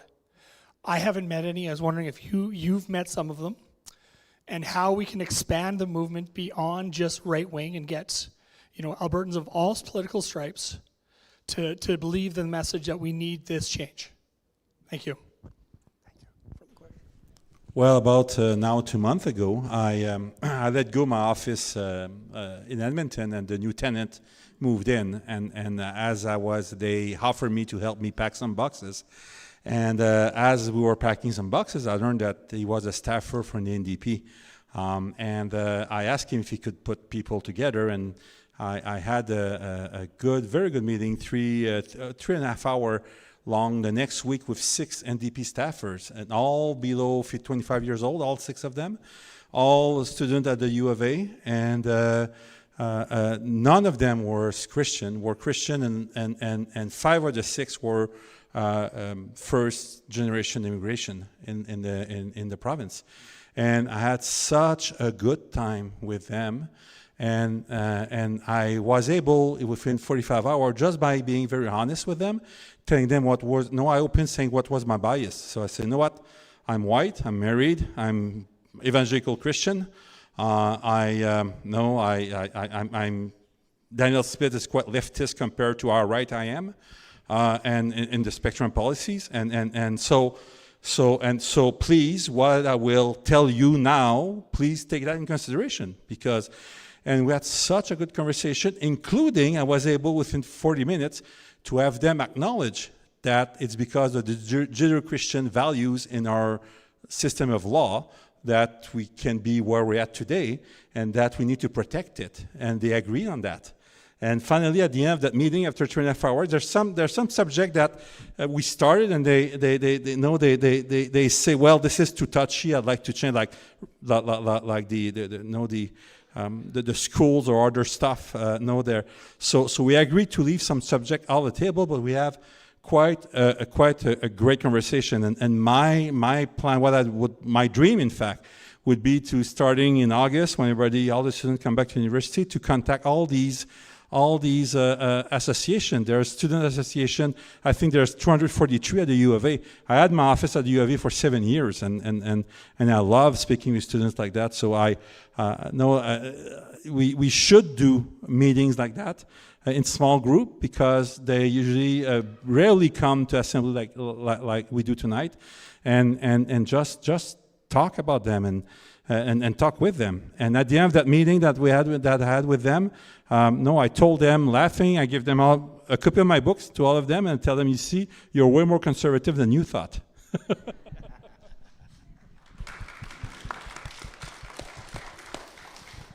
I don't like to look at the movement as left and right. I like to look at the movement as up and down. So globalists versus the rest of us. And that's the way I like to look at it. Like, do you want masters, or do you want to be your own master? And when I have conversations with young people, just a group over here, I just learned that it's about split amongst the young people. And when we did polling, the APP did a bunch of polling recently over the last year or so. The largest group in support was young people. It wasn't my generation, and it wasn't the one before me. It was younger people, because they're the ones that are having a hard time getting jobs. They're the ones that are having a hard time with the education system and indoctrination. They're the ones that can't get the houses or the loans or build their lives, and they're seeing it right away. So I don't like to look at it as a left and right. I like to look at it as a top-down. Do you want to take control of your own future? Well, then you're actually in the movement. And I do want to remind people, during the 2016 election in the US, Hillary Clinton was projected to be a 98% favorite, because a lot of people don't speak up when the polls call.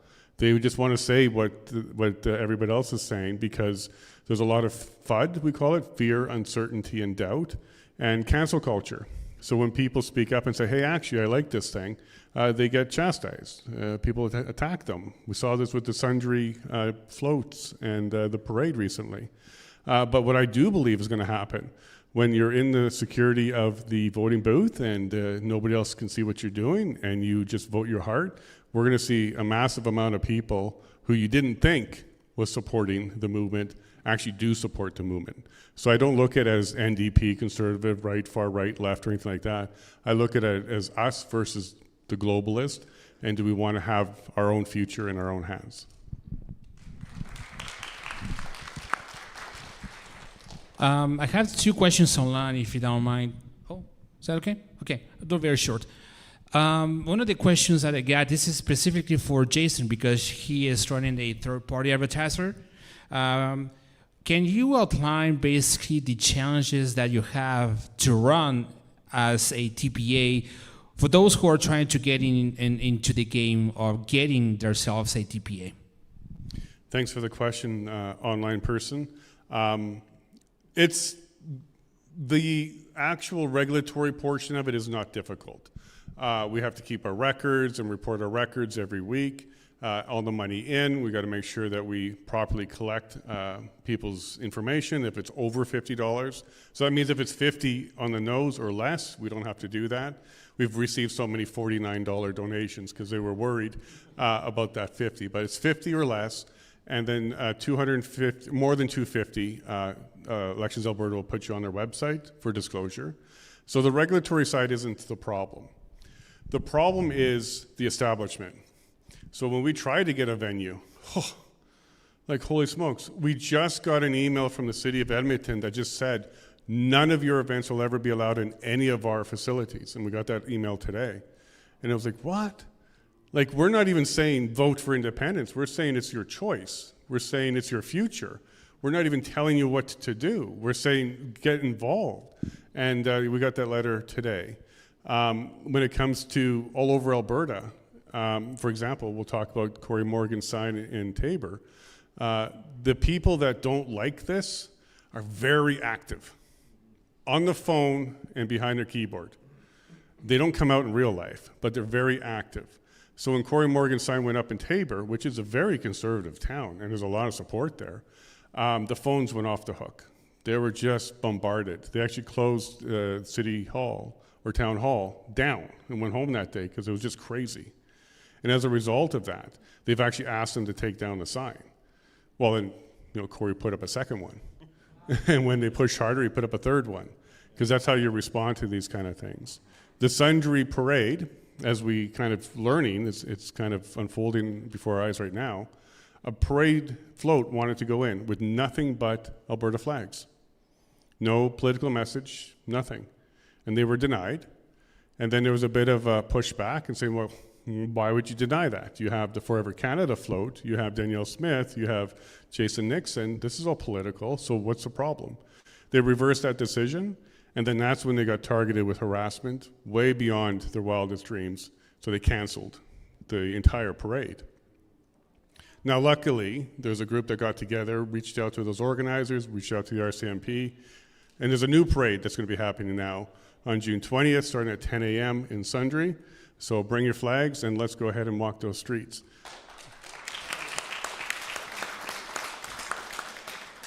But for us, the most difficult thing is getting venues and making people comfortable with donating, because bank accounts were frozen during the convoy and other things like that. People are worried.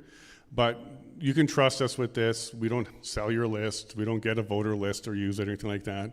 The TPAs out there like Cory's and Kathy's, and there's a couple more coming out. Stay tuned to those, because this is how we can reach the undecided, how we can get into the cities, and we will continue to fight to make sure we can get venues and do shows.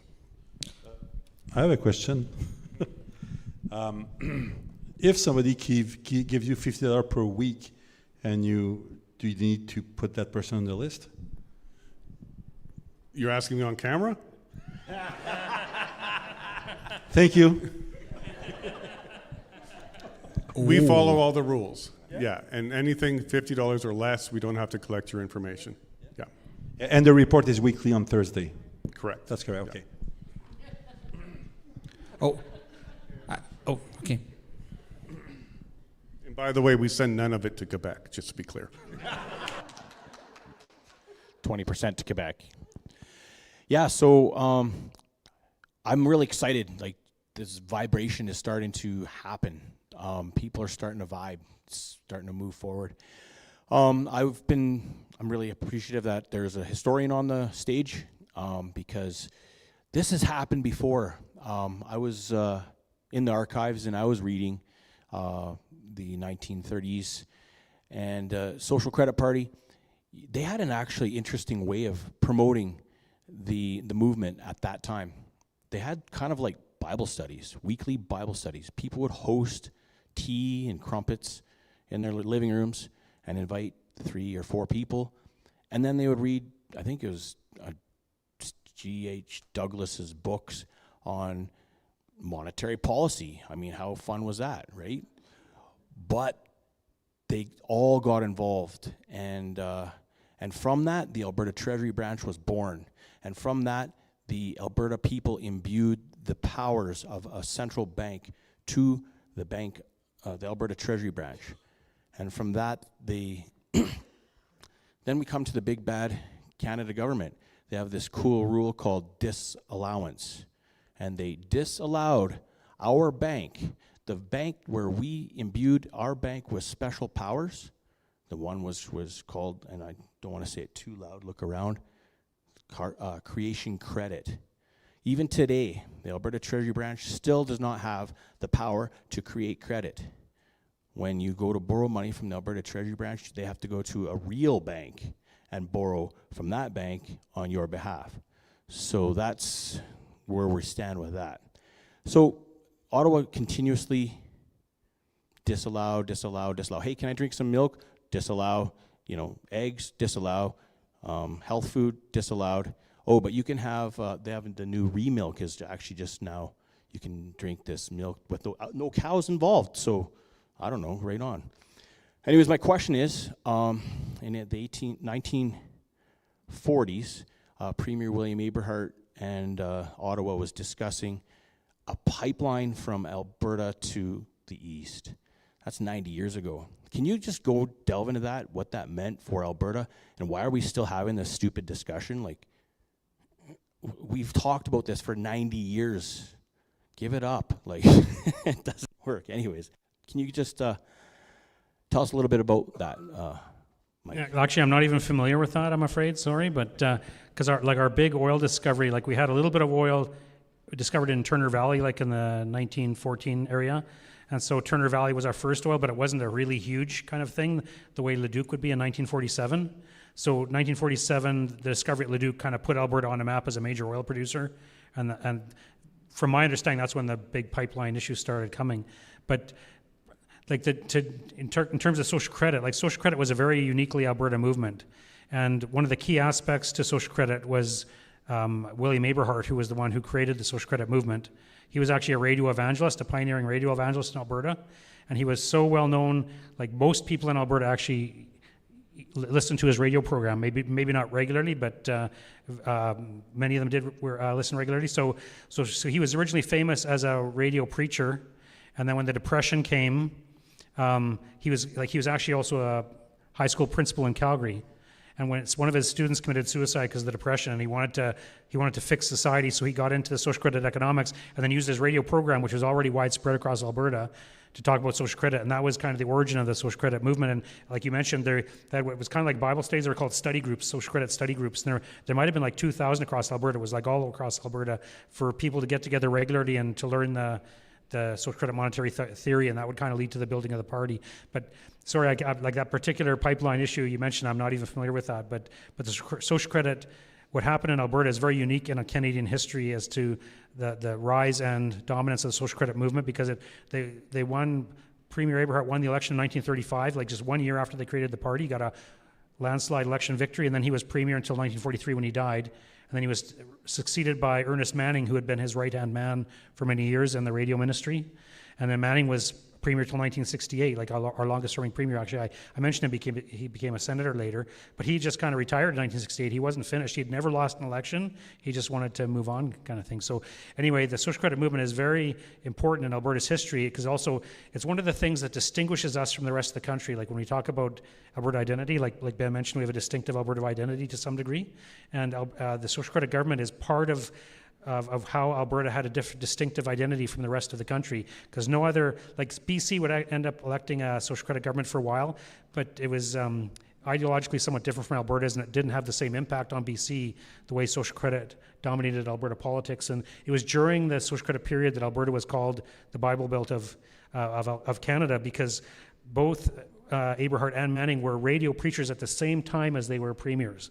Like they were doing those things at the same time. And so Alberta is the only province that's had radio preacher premiers, for such a long period of time. So like I said, this just contributes to Alberta's identity because of the impact of social credit. But sorry, I can't answer that specific question. In my book, I speak, when I say cast a vision for our province, and in that book, one of the vision I cast, in fact, and I don't want to take credit for that, it's a friend of mine, Shane Getson, who's been working on that file for over 5 years, is the annexation of Northwest Territory. If Northwest Territory become Alberta, which we can do under our constitution, then we can bring our pipelines, and as many pipelines as we want, because now it's all provincial land, up to Tuktoyaktuk. And if we do that at the same time as buying a fleet of icebreaker, we can take control of Northwest Passage. So I've done in my book a bit of study how much it would cost to do all these infrastructure. You're looking at roughly 210 billion all together. That will then bring in 70 billion a year. So it's a good investment. So this is what I'm saying. We have to cast a vision for our province. We have to cast a vision without Montana, without Saskatchewan, without New Brunswick, without BC, and there's a way that we can our product out on our own land. Shane already did a lot of work with the government of Northwest Territory. There's 40,000 people living in Northwest Territory. They receive 1.5 billion a year from the federal government.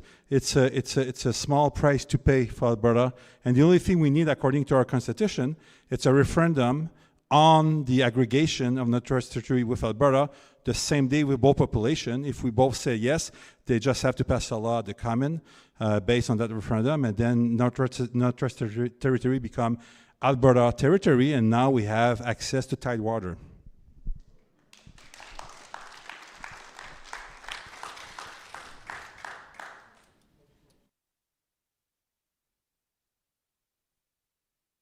Did you turn it off? Hold on, I'm just going to check the microphone. Oh, can you just come here, Brad? We're just going to, Brad, just come here. We're going to take some online questions first. So basically, there's a few online questions that came just here online. This is a question for Ben.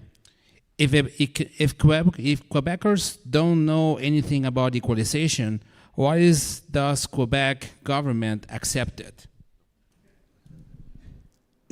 Sorry, I was joking with the other Ben. I lost the question. I'm very sorry. I was distracted. Squirrel? No, like, yes. So the question was, Max? Sorry about that. If Quebecers don't know anything about equalization, yes, why is the Quebec government still letting equalization going through the province, basically? Because it's part of our constitution. This is one thing. It used to be a legislation that could have been repealed until 1982. Trudeau put it in our constitution. And that constitution, by the way, it cannot be reopened because at the same time, he made sure through equalization to create 3 welfare provinces that depend entirely on that equalization to survive, and not Quebec. Quebec, when you look at what they receive in equalization in terms of per capita, so per head, they are in 7th rank. The one that received the most, PEI, Nova Scotia, New Brunswick. Nova Scotia, the equalization for Nova Scotia represents 28% of their provincial budget. It's 26% for New Brunswick. It's 24% for PEI. If these provinces don't receive equalization, they're dead. They cannot cope with any of their bills. So what Trudeau did, he made sure to put that equalization formula in the Constitution to make sure that he always will have 3 provinces that will refuse under any circumstance to reopen that Constitution. So what he's done, he changed the Constitution the way he wanted it, with a garbage charter included in it, and the equalization payment included in that Constitution, put the Constitution in a lock and threw the key to the sea. So this is why that Constitution cannot be changed, because we have 3 provinces and Newfoundland. A couple of years, Newfoundland is a bit different because they have their offshore oil rigs that brings a lot of revenues, which is not good for the population because it's very few people that work on the oil rig. You know what? We have to start doing PR about Alberta oil because we have the most democratic oil product in the planet. There's nowhere in the planet that oil made so much millionaires across their population. Because our oil, it's hard to get because we're mining it and we're not just pumping it. We have so many welders and people. I mean, you know, Drayton Valley is oil country, no? So with the oil field, and that phenomena doesn't exist nowhere else in the planet. So we need now as well to tell our story, tell that Syncrude when they shut down their first mine, the reclamation of that land was so successful that they re-implement species that were extinct. They just, this is unique on the planet. So we have the greenest oil on the planet, and the most democratic, the one that spread the most, the richest among its people. We have the best oil product ever. And we need to talk about it. One of the thanks. This is another question. This is online. This is kind of like the continuation to what Jason Lavigne was saying. Is that since when the signatures were dropped to Elections Alberta's office, it seems to be like a downtick of engagement when it comes to the independence movement. One of the things I said, and this is one of the on the comment section, one of the things I tell people personally is to get involved with their TPAs. And by the way, State Free Alberta, it's currently a third-party advertiser. I'm gonna have Mitch tomorrow on my show, just a shameless plug here. But what's one of the things that we can do is to help the third-party advertisers, such as Jason Lavigne, is doing a TPA, Kathleen Fletch, she's also doing a TPA, State Free is one of them officially. What you can say for future volunteers that might probably get involved with your TPA, Jason? The clock is still ticking. The game's not over. We're going into the third period now. It's a 40-year battle for a lot of people to get to this point. So my hat's off to Mitch Sylvester and his team for collecting those signatures and putting that pressure on Edmonton to get us to this point. But don't stop now. This is 40 years in the making, and we're fighting hard now. Now we're bringing out some fresh legs, and we took a bit of a break there, and kind of had some of that Gatorade, no plug there. But now it's time to actually really fight hard. And we're against a massive system. $1.4 billion for CBC, and they can say whatever they want about this. They're not a third-party advertiser. They don't have to report anything, and they're obviously taking a position. Global, CTV. We're fighting against that. And we have limitations like 607,000 max. We can't touch more money than that. It may seem like a lot of money, but not when you look at 1.4 billion. And what we got to do is reach people in non-traditional ways. Another challenge is, good luck getting our ads in the newspaper and put it on mainstream TV. Now, luckily, social media just passed TV in viewership. So at least we still have that. But we are shadow banned like crazy too. Yep. But don't give up. This is now the third period of this fight. It might go into overtime, but let's go into third period and try and win this.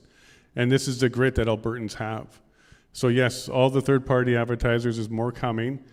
You don't even have to pick one. You can help all of them. You can distribute some of your resources that way. Maximum $5,000 during the period, total, not per, but total. We're dealing with maxes, not this max, because he's a cute one, but we're dealing with maxes that the other side doesn't have. You may not know this, but if you're a political party, you have unlimited funds during this referendum. Third-party advertisers don't have that. So even the UCP and the NDP, they can use their funds, and you're seeing some taxpayer funds being used against this movement. But we do need you all to kind of help us out, get the message out, and don't be afraid to help a TPA out. Thank you. Does anyone here have any more questions? Raise your hand, please. Ben has something here. Ben, number 2. Okay, gotcha. I actually wanted to say something tonight. It's just... You found something that rhymes with Lusakic? I did. Yeah? I did. Ecstatic, yes. Oh, boy. I would also add to that, do not give in to fear. Because I tell you, I mean, we're Canadians. We always like to roll over and say, I'm sorry, I'll try and do better next time. Or go ahead and hit me again. And we've got to get over that. And don't give in to fear. Fear just cripples you. And oftentimes what you're afraid of doesn't even exist. But the stuff that does exist, like the dissing, like I can't believe the comments that are coming from people, but they won't say it to your face.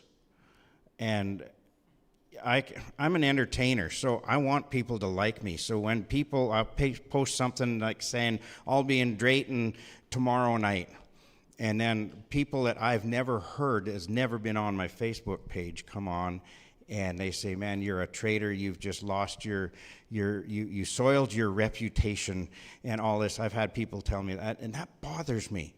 And I can give in to fear and say, okay, well then I better shut up. That's what they want. So if I can really encourage you to just kind of fear and just go with courage, which is the kind of the opposite of fear. So there you go. You've heard my heartbeat. Yeah, for anybody complaining about algorithms. There's new technologies out called Nostr, N-O-S-T-R. If you're listening to this, check it out. And one more question. Alberta did at a time had, we told the lieutenant governor, I believe, we kicked him out of his apartment and sent him to a hotel and said, you're on your own dime. Mike, can you tell us more about that? Why did Alberta kick out the lieutenant governor? Do you remember that? Can you help us out with that? A bit familiar with that, but because lieutenant governor has to sign legislation. You know, the legislature passes a law, and it has to be signed by the lieutenant governor, who's a representative of the monarchy. And I think that he took it upon himself not to sign certain legislation, because as you mentioned, the Social Credit government passed a number of laws, and the federal government has a power of disallowance, and they disallowed those laws because they considered them to violate the federal government's jurisdiction on financial matters. And I think that the lieutenant governor, at least in one case and maybe more, he just took it upon himself not to sign Alberta's legislation so that it wouldn't become law. And Aberhart was so angry about that, that he kicked him out of the residence. And so, but we still have a lieutenant governor, so I'm not sure how the resolution came, but he did get kicked out, as you mentioned, as a punishment for not being willing to sign Alberta's legislation. I just want to throw a little bit of something into that last question that we had there. Just to be clear, Ben, I am a trader. I want to trade Ottawa for Edmonton. I want to trade fear for the future. I want to trade oppression for prosperity. And I definitely want to trade control for freedom. So they can call me a trader any day. Right.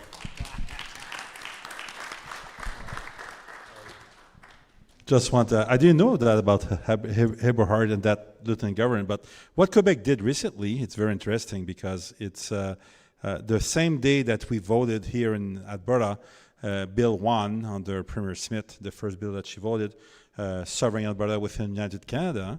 Bill 2 was voted at the same session, which was to add some condition to get out of the CPP. So basically, she sent the message to Ottawa, you know what, I will bark loudly, but don't worry, you can keep the money.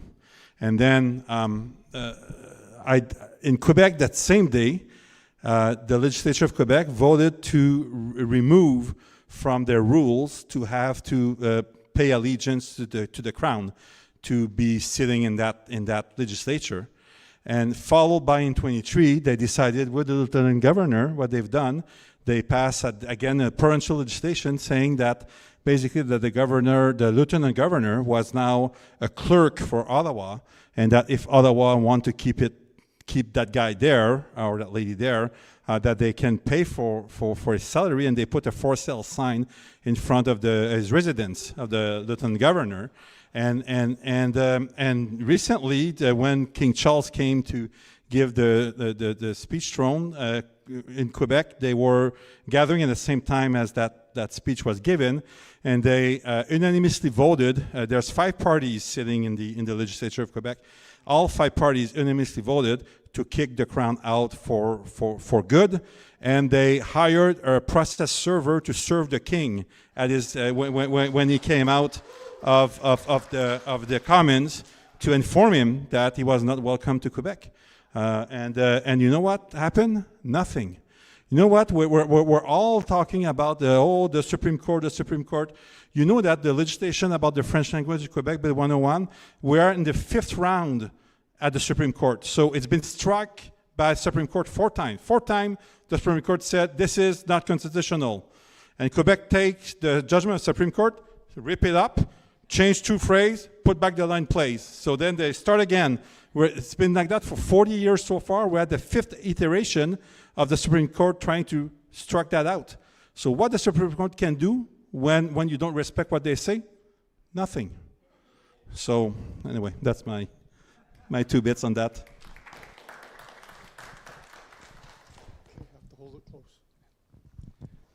I believe there's going to be a provincial election in Quebec next year, and I believe the Parti Québécois. This year. It's this year. Okay. And I believe the Parti Québécois, who has dedicated themselves to holding an independence referendum, is in the lead there. So I guess the question is, do you think they will follow through with that question?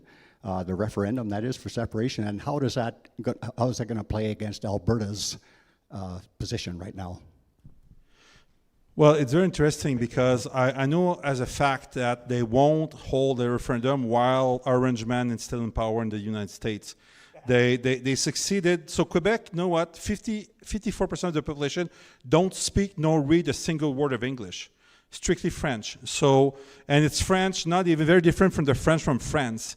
So Quebec, culturally speaking, they are kind of, it's an island. So the news are very controlled, the narrative is very controlled, and it's very easy in Quebec to depending how much you have, to decide what happens based on the media that are there, including CBC. Quebec, the French CBC in Quebec takes 60% of all the funding of CBC total. Quebec invests, the government of Quebec invests roughly with the federal $3 billion a year in their culture. So $3 billion a year is like 10 blockbusters from Hollywood that's produced in Quebec. When Quebec do a TV show, they usually buy the right, like CIS. I remember they bought CIS because it was a popular show. Well, instead of buying just the episode and translating it in French, they rerun the entire show with Quebecer actors. So I'm saying that because right now, all Quebecers are afraid, like I think they're building some nuclear shelters so much they're afraid of Trump. So basically, what the leader of the PQ said, don't worry, I won't do anything while Trump is there. Okay, so, but what is interesting is that the election is October 5th, our referendum October 19, 2 weeks later. I believe that on October 20, it's the right time, it's ripe to make some bridge to Quebec, because Quebec will, any time with the PQ there, help us in any way to be more sovereign. And there's a research chair at Montreal University. Sadly, 99% of the material is only in French, but they've been studying since it's been put together in 1968, and it's at the law department at Montreal University. They have books and rows and rows and rows how to assert sovereignty within Canada.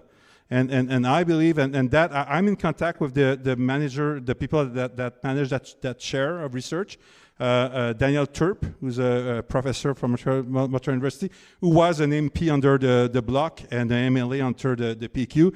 Lucien Bouchard is on that chair again. So I'm in contact with them, and we're all waiting for October 19 to see how we can create something. And I believe this is the future of whatever happened on the 19th. This is the way that because I believe that if we agree on a way that we want that country to function between Alberta and Quebec, put that to a referendum, Alberta, Quebec, with a new plan, how we want to operate in the country, and just table that to Ottawa, saying we don't want to reopen the Constitution, this is what we want to replace it with. I believe that we can make a lot of damage and start destroying the castle from the inside.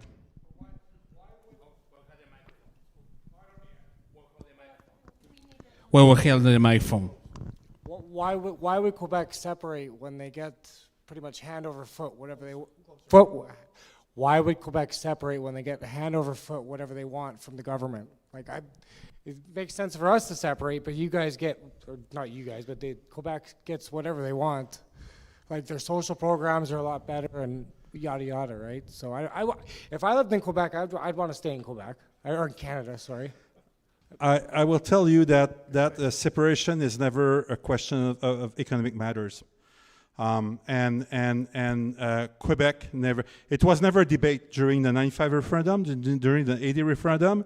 The economic factors of the separation were never debated. It was like priority number 15 on the row. And Quebec, because of their identity, because there's only 9 million of French community within a sea of 400 million English, they would rather lose all the money from all the others and be separate than forsake that. Right now it's practical because they know how to play the Westminster system, and then do play it so well that they do whatever they want. So and bonus, they get some gravy. So yeah, of course. But I'm telling you that if they have to get rid of the gravy anytime on a heartbeat, Quebec. the economic factor is not. It's a non-subject in Quebec when it comes to separation. And I'll toss on a couple other things for Quebec and the rest of Canada, especially Alberta, to consider.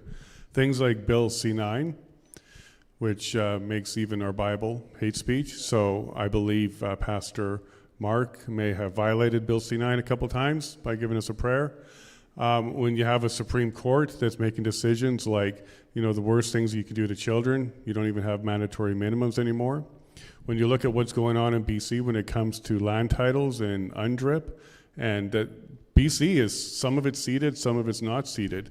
Quebec's the same setup. It's not completely settled there. So if you're in Quebec and you're watching what's happening in BC, you might be worried that the Supreme Court's going to put that to happen there as well. Alberta's all ceded, but a Supreme Court decision can probably change all of that. So when you zoom out a little bit and you're under the parliament system and they're passing things like C-22, 9, the 63 is coming back, all of this stuff, you might want to think, well, wait a minute, I don't want that criminal justice system. I don't want that parliamentary system. I don't want that Supreme Court. And when you start looking at it with that lens, there's a lot of reasons why you want to separate and start doing your own things and taking care of that yourself. But I think the Indigenous land issue, UNDRIP, is really going to open up a lot of eyes across Canada that within 10 years, none of us will own title. And you're seeing that starting in BC. So the people in Quebec has some of it's ceded and some of it's unceded. They might be facing that issue sooner than is comfortable for them. So maybe it's best to get out before it's too late. Okay. No, when I was canvassing, one of the biggest questions that came up was, look what they did to Brad, the hold the truckers. mic. Brad, hold the mic. Look what they did to the truckers. Frozen bank accounts. All kinds of people wanted to sign the petition but would not because they didn't want frozen bank accounts. And my question, I guess, would be, if we should go through with this, what's stopping Carney from freezing the bank accounts of every Albertan? I would say the only thing that's going to stand in his way would be the international pressure. He's recognized Palestine as a state, as its own thing. They're fighting for Ukraine to stay sovereign. Kosovo was another example where Canada recognized them right away. And for him to illegally retaliate against a legal process would, I think, have a lot of international pressure on him, especially south of the border. They wouldn't look at that very kindly. The Mosley decision was upheld in the appeals court that said what they did in Ottawa was illegal, including the freezing of bank accounts. So he would have to openly defy the legal system in Canada and go ahead and go against that. I don't think he would take that route, quite frankly. Now, I know there's a lot of concerns because nobody thought he would, well, the Liberal government would do that the first time around. And just to remind you, Trudeau's advisor during that was Mark Carney. It was Mark Carney who was advising Justin Trudeau to go ahead and freeze bank accounts. So I get that you're very concerned about that. But I think the international pressure would be too high for that, because if there's a democratic, legal, peaceful process, and then you're using illegal means to try and crush it, I think we'd actually gain a lot more support internationally. And one last thing I'll throw in there is the Supreme Court decision, if you look at it, about the Quebec secession. Section 103 and 104 talks about good faith negotiations must happen. And if good faith negotiations breaks down, for example, doing illegal retaliation, then the chances of the international community recognizing Alberta's unilateral declaration of independence goes up. Because the international community will support an Alberta if they're being violated illegally. That's going to be one of the things that will break the straw, the camel's back. So I don't think he'll do that. I think we'll have far more leverage before we see anything like that happen.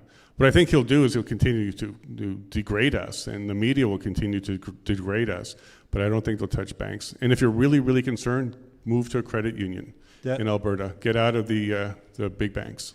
And that was my answer. My answer is two-word, credit union. And that's the secret of Quebec, too. Quebec has one credit union named Desjardins.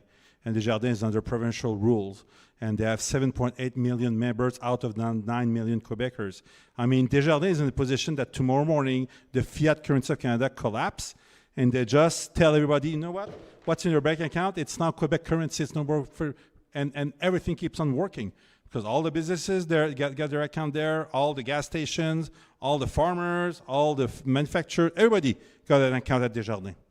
Okay, so that if you want to be sovereign, keep your money under your regulations. And we have 13 credit unions in this province under provincial regulation.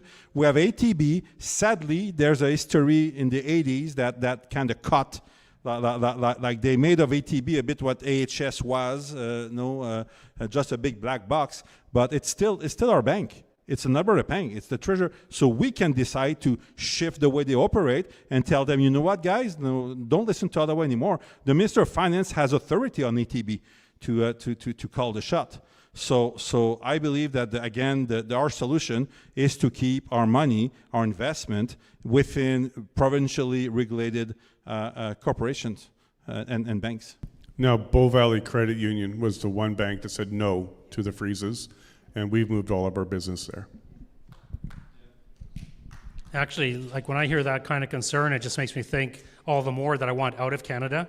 Like, I was not born in a country where the government's going to freeze your bank account because you believe the wrong thing. I was not born in a country like that. That just shows how much we've changed and how much we're moving towards an authoritarian government in Ottawa.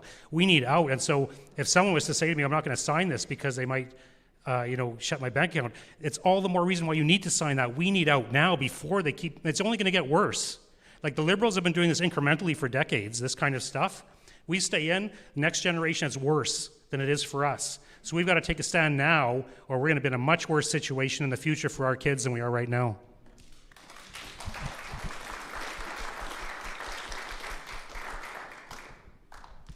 There's one thing as well that blew my socks off. I think it's Michael's fault. I read it in his book.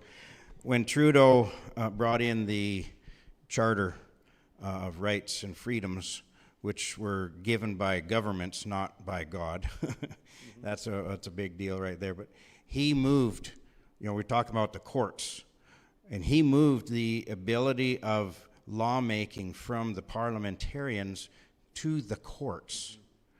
Those courts are not elected judges. Those are appointed. And that's the other thing, is you cannot trust what the courts are going to do.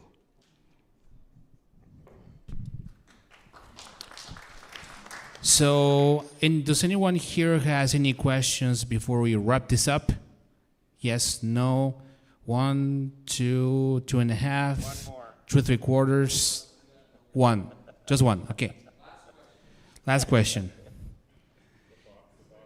Dun, dun, dun, dun, dun, dun, dun, dun, dun, dun, dun.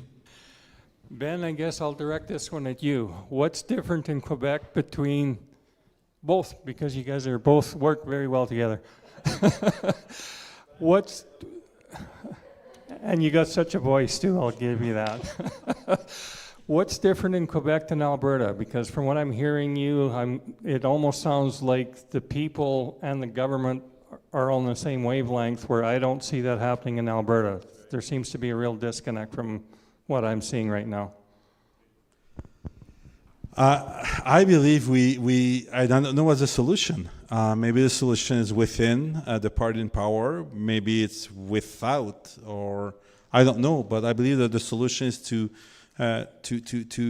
have a shift in the political culture of this province, and we need to find people, citizens, that are willing to run in these functions as MLAs, that have the courage of their conviction. And that will, but for that they need to be part of a plan. I mean, you cannot join, like football is a good sport for that. No, like, yeah, you have the plan and you see this is the defense, offense, and all that. This is how the play will go. And I don't see that in the political realm of this province, neither at the NDP nor at the UCP.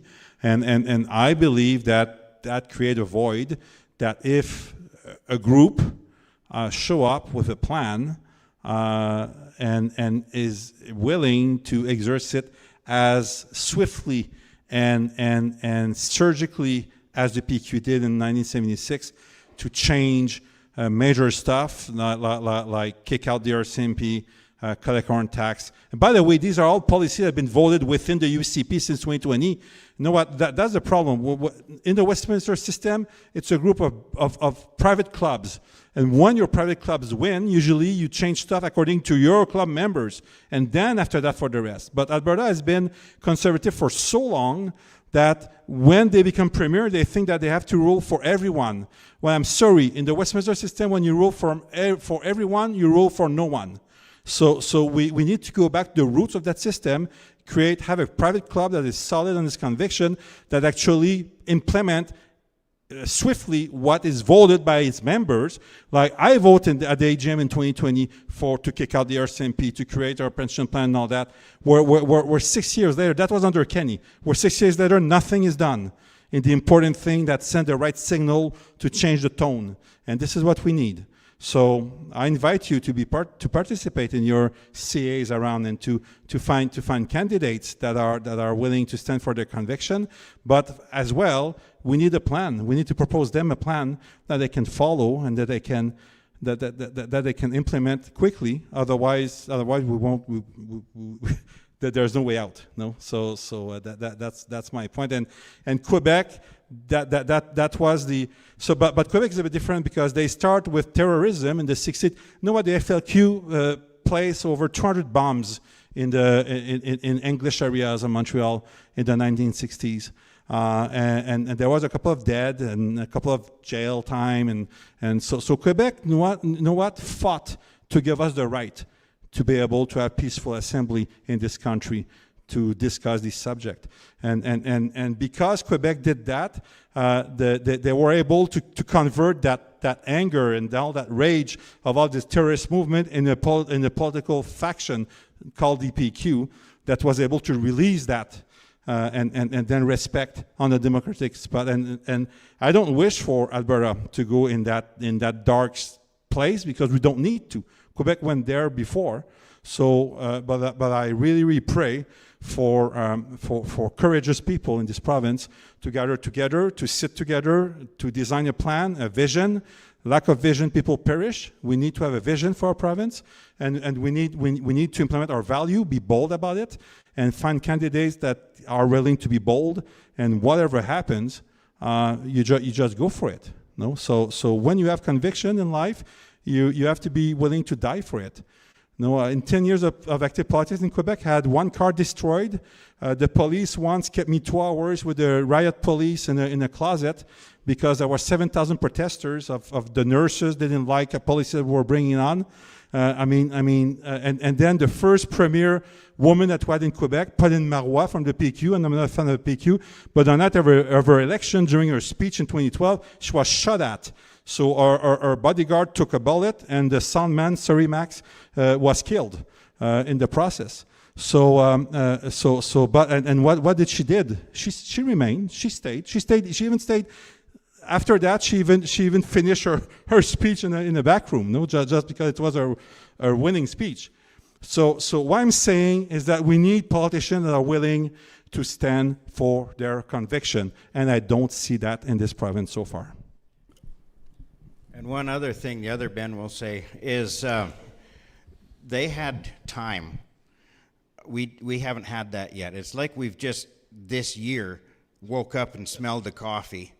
And according to, I think, your book, you said it took them 20 years or something like that they worked on these proposals and these ideas and these processes before they even trotted them out to the public.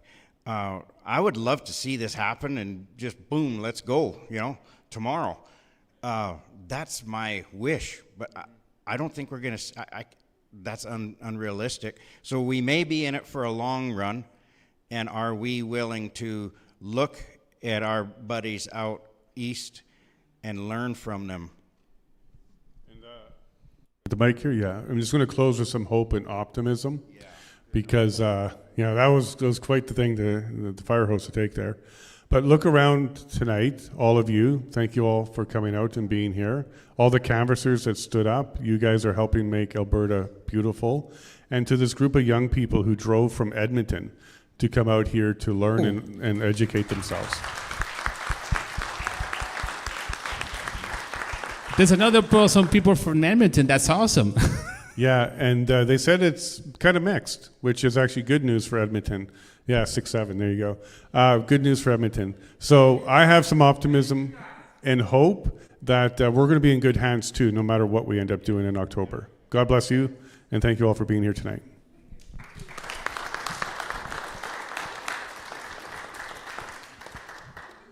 We're just about to close up for tonight, but Bonnie has something on her heart that she'd like to share, so we're just going to give her a couple of minutes, and then we can close in prayer. Thank you. I'm one of the people who's been helping to volunteer for these town halls under various banners for the last 4 years.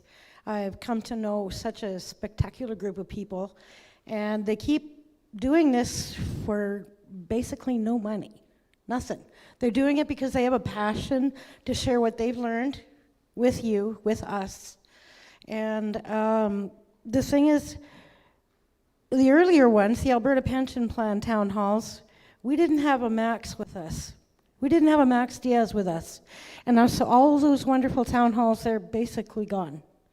They're not in our memory. We can't resource them. We can go to some of the interviews and things like that, but we can't look back on them like we can this. And Max has been doing this for us, for other organizations, for Saskatchewan now, so that we can look back on this and remember it and document it. All of those hours that you canvassers put out in the cold, that didn't happen unless it was documented with pictures and things like that. So I just want to thank Max again from the bottom of my heart. And I cannot believe the dedication this man has. And thank you.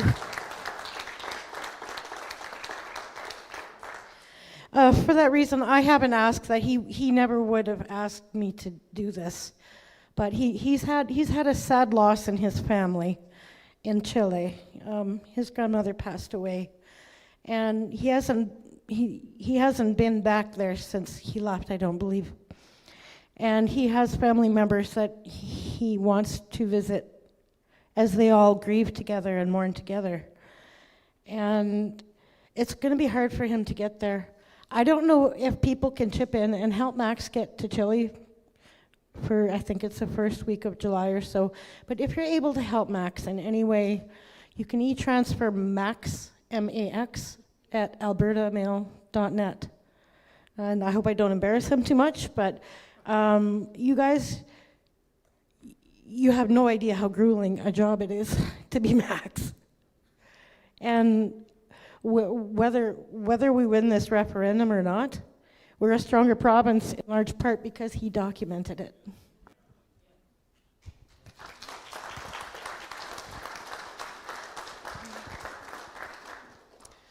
When I come to the meetings, Max is the first person there. And the last one out. And we really appreciate it. And Father, we thank you for your presence here tonight, because you said where 2 or 3 are gathered, here you are in our midst. Lord, we've learned a lot tonight. I pray that the truths you want us to keep, you'll put down deep in our hearts, our minds, our souls, and that these things will bear fruit for you and for the independence of Alberta. I pray for everyone here that your hand will be upon them, you'll bring them home safely, and that you will bless them and their family and give them peace and joy and the goodness of your grace. In Jesus' name. Well, you don't say what.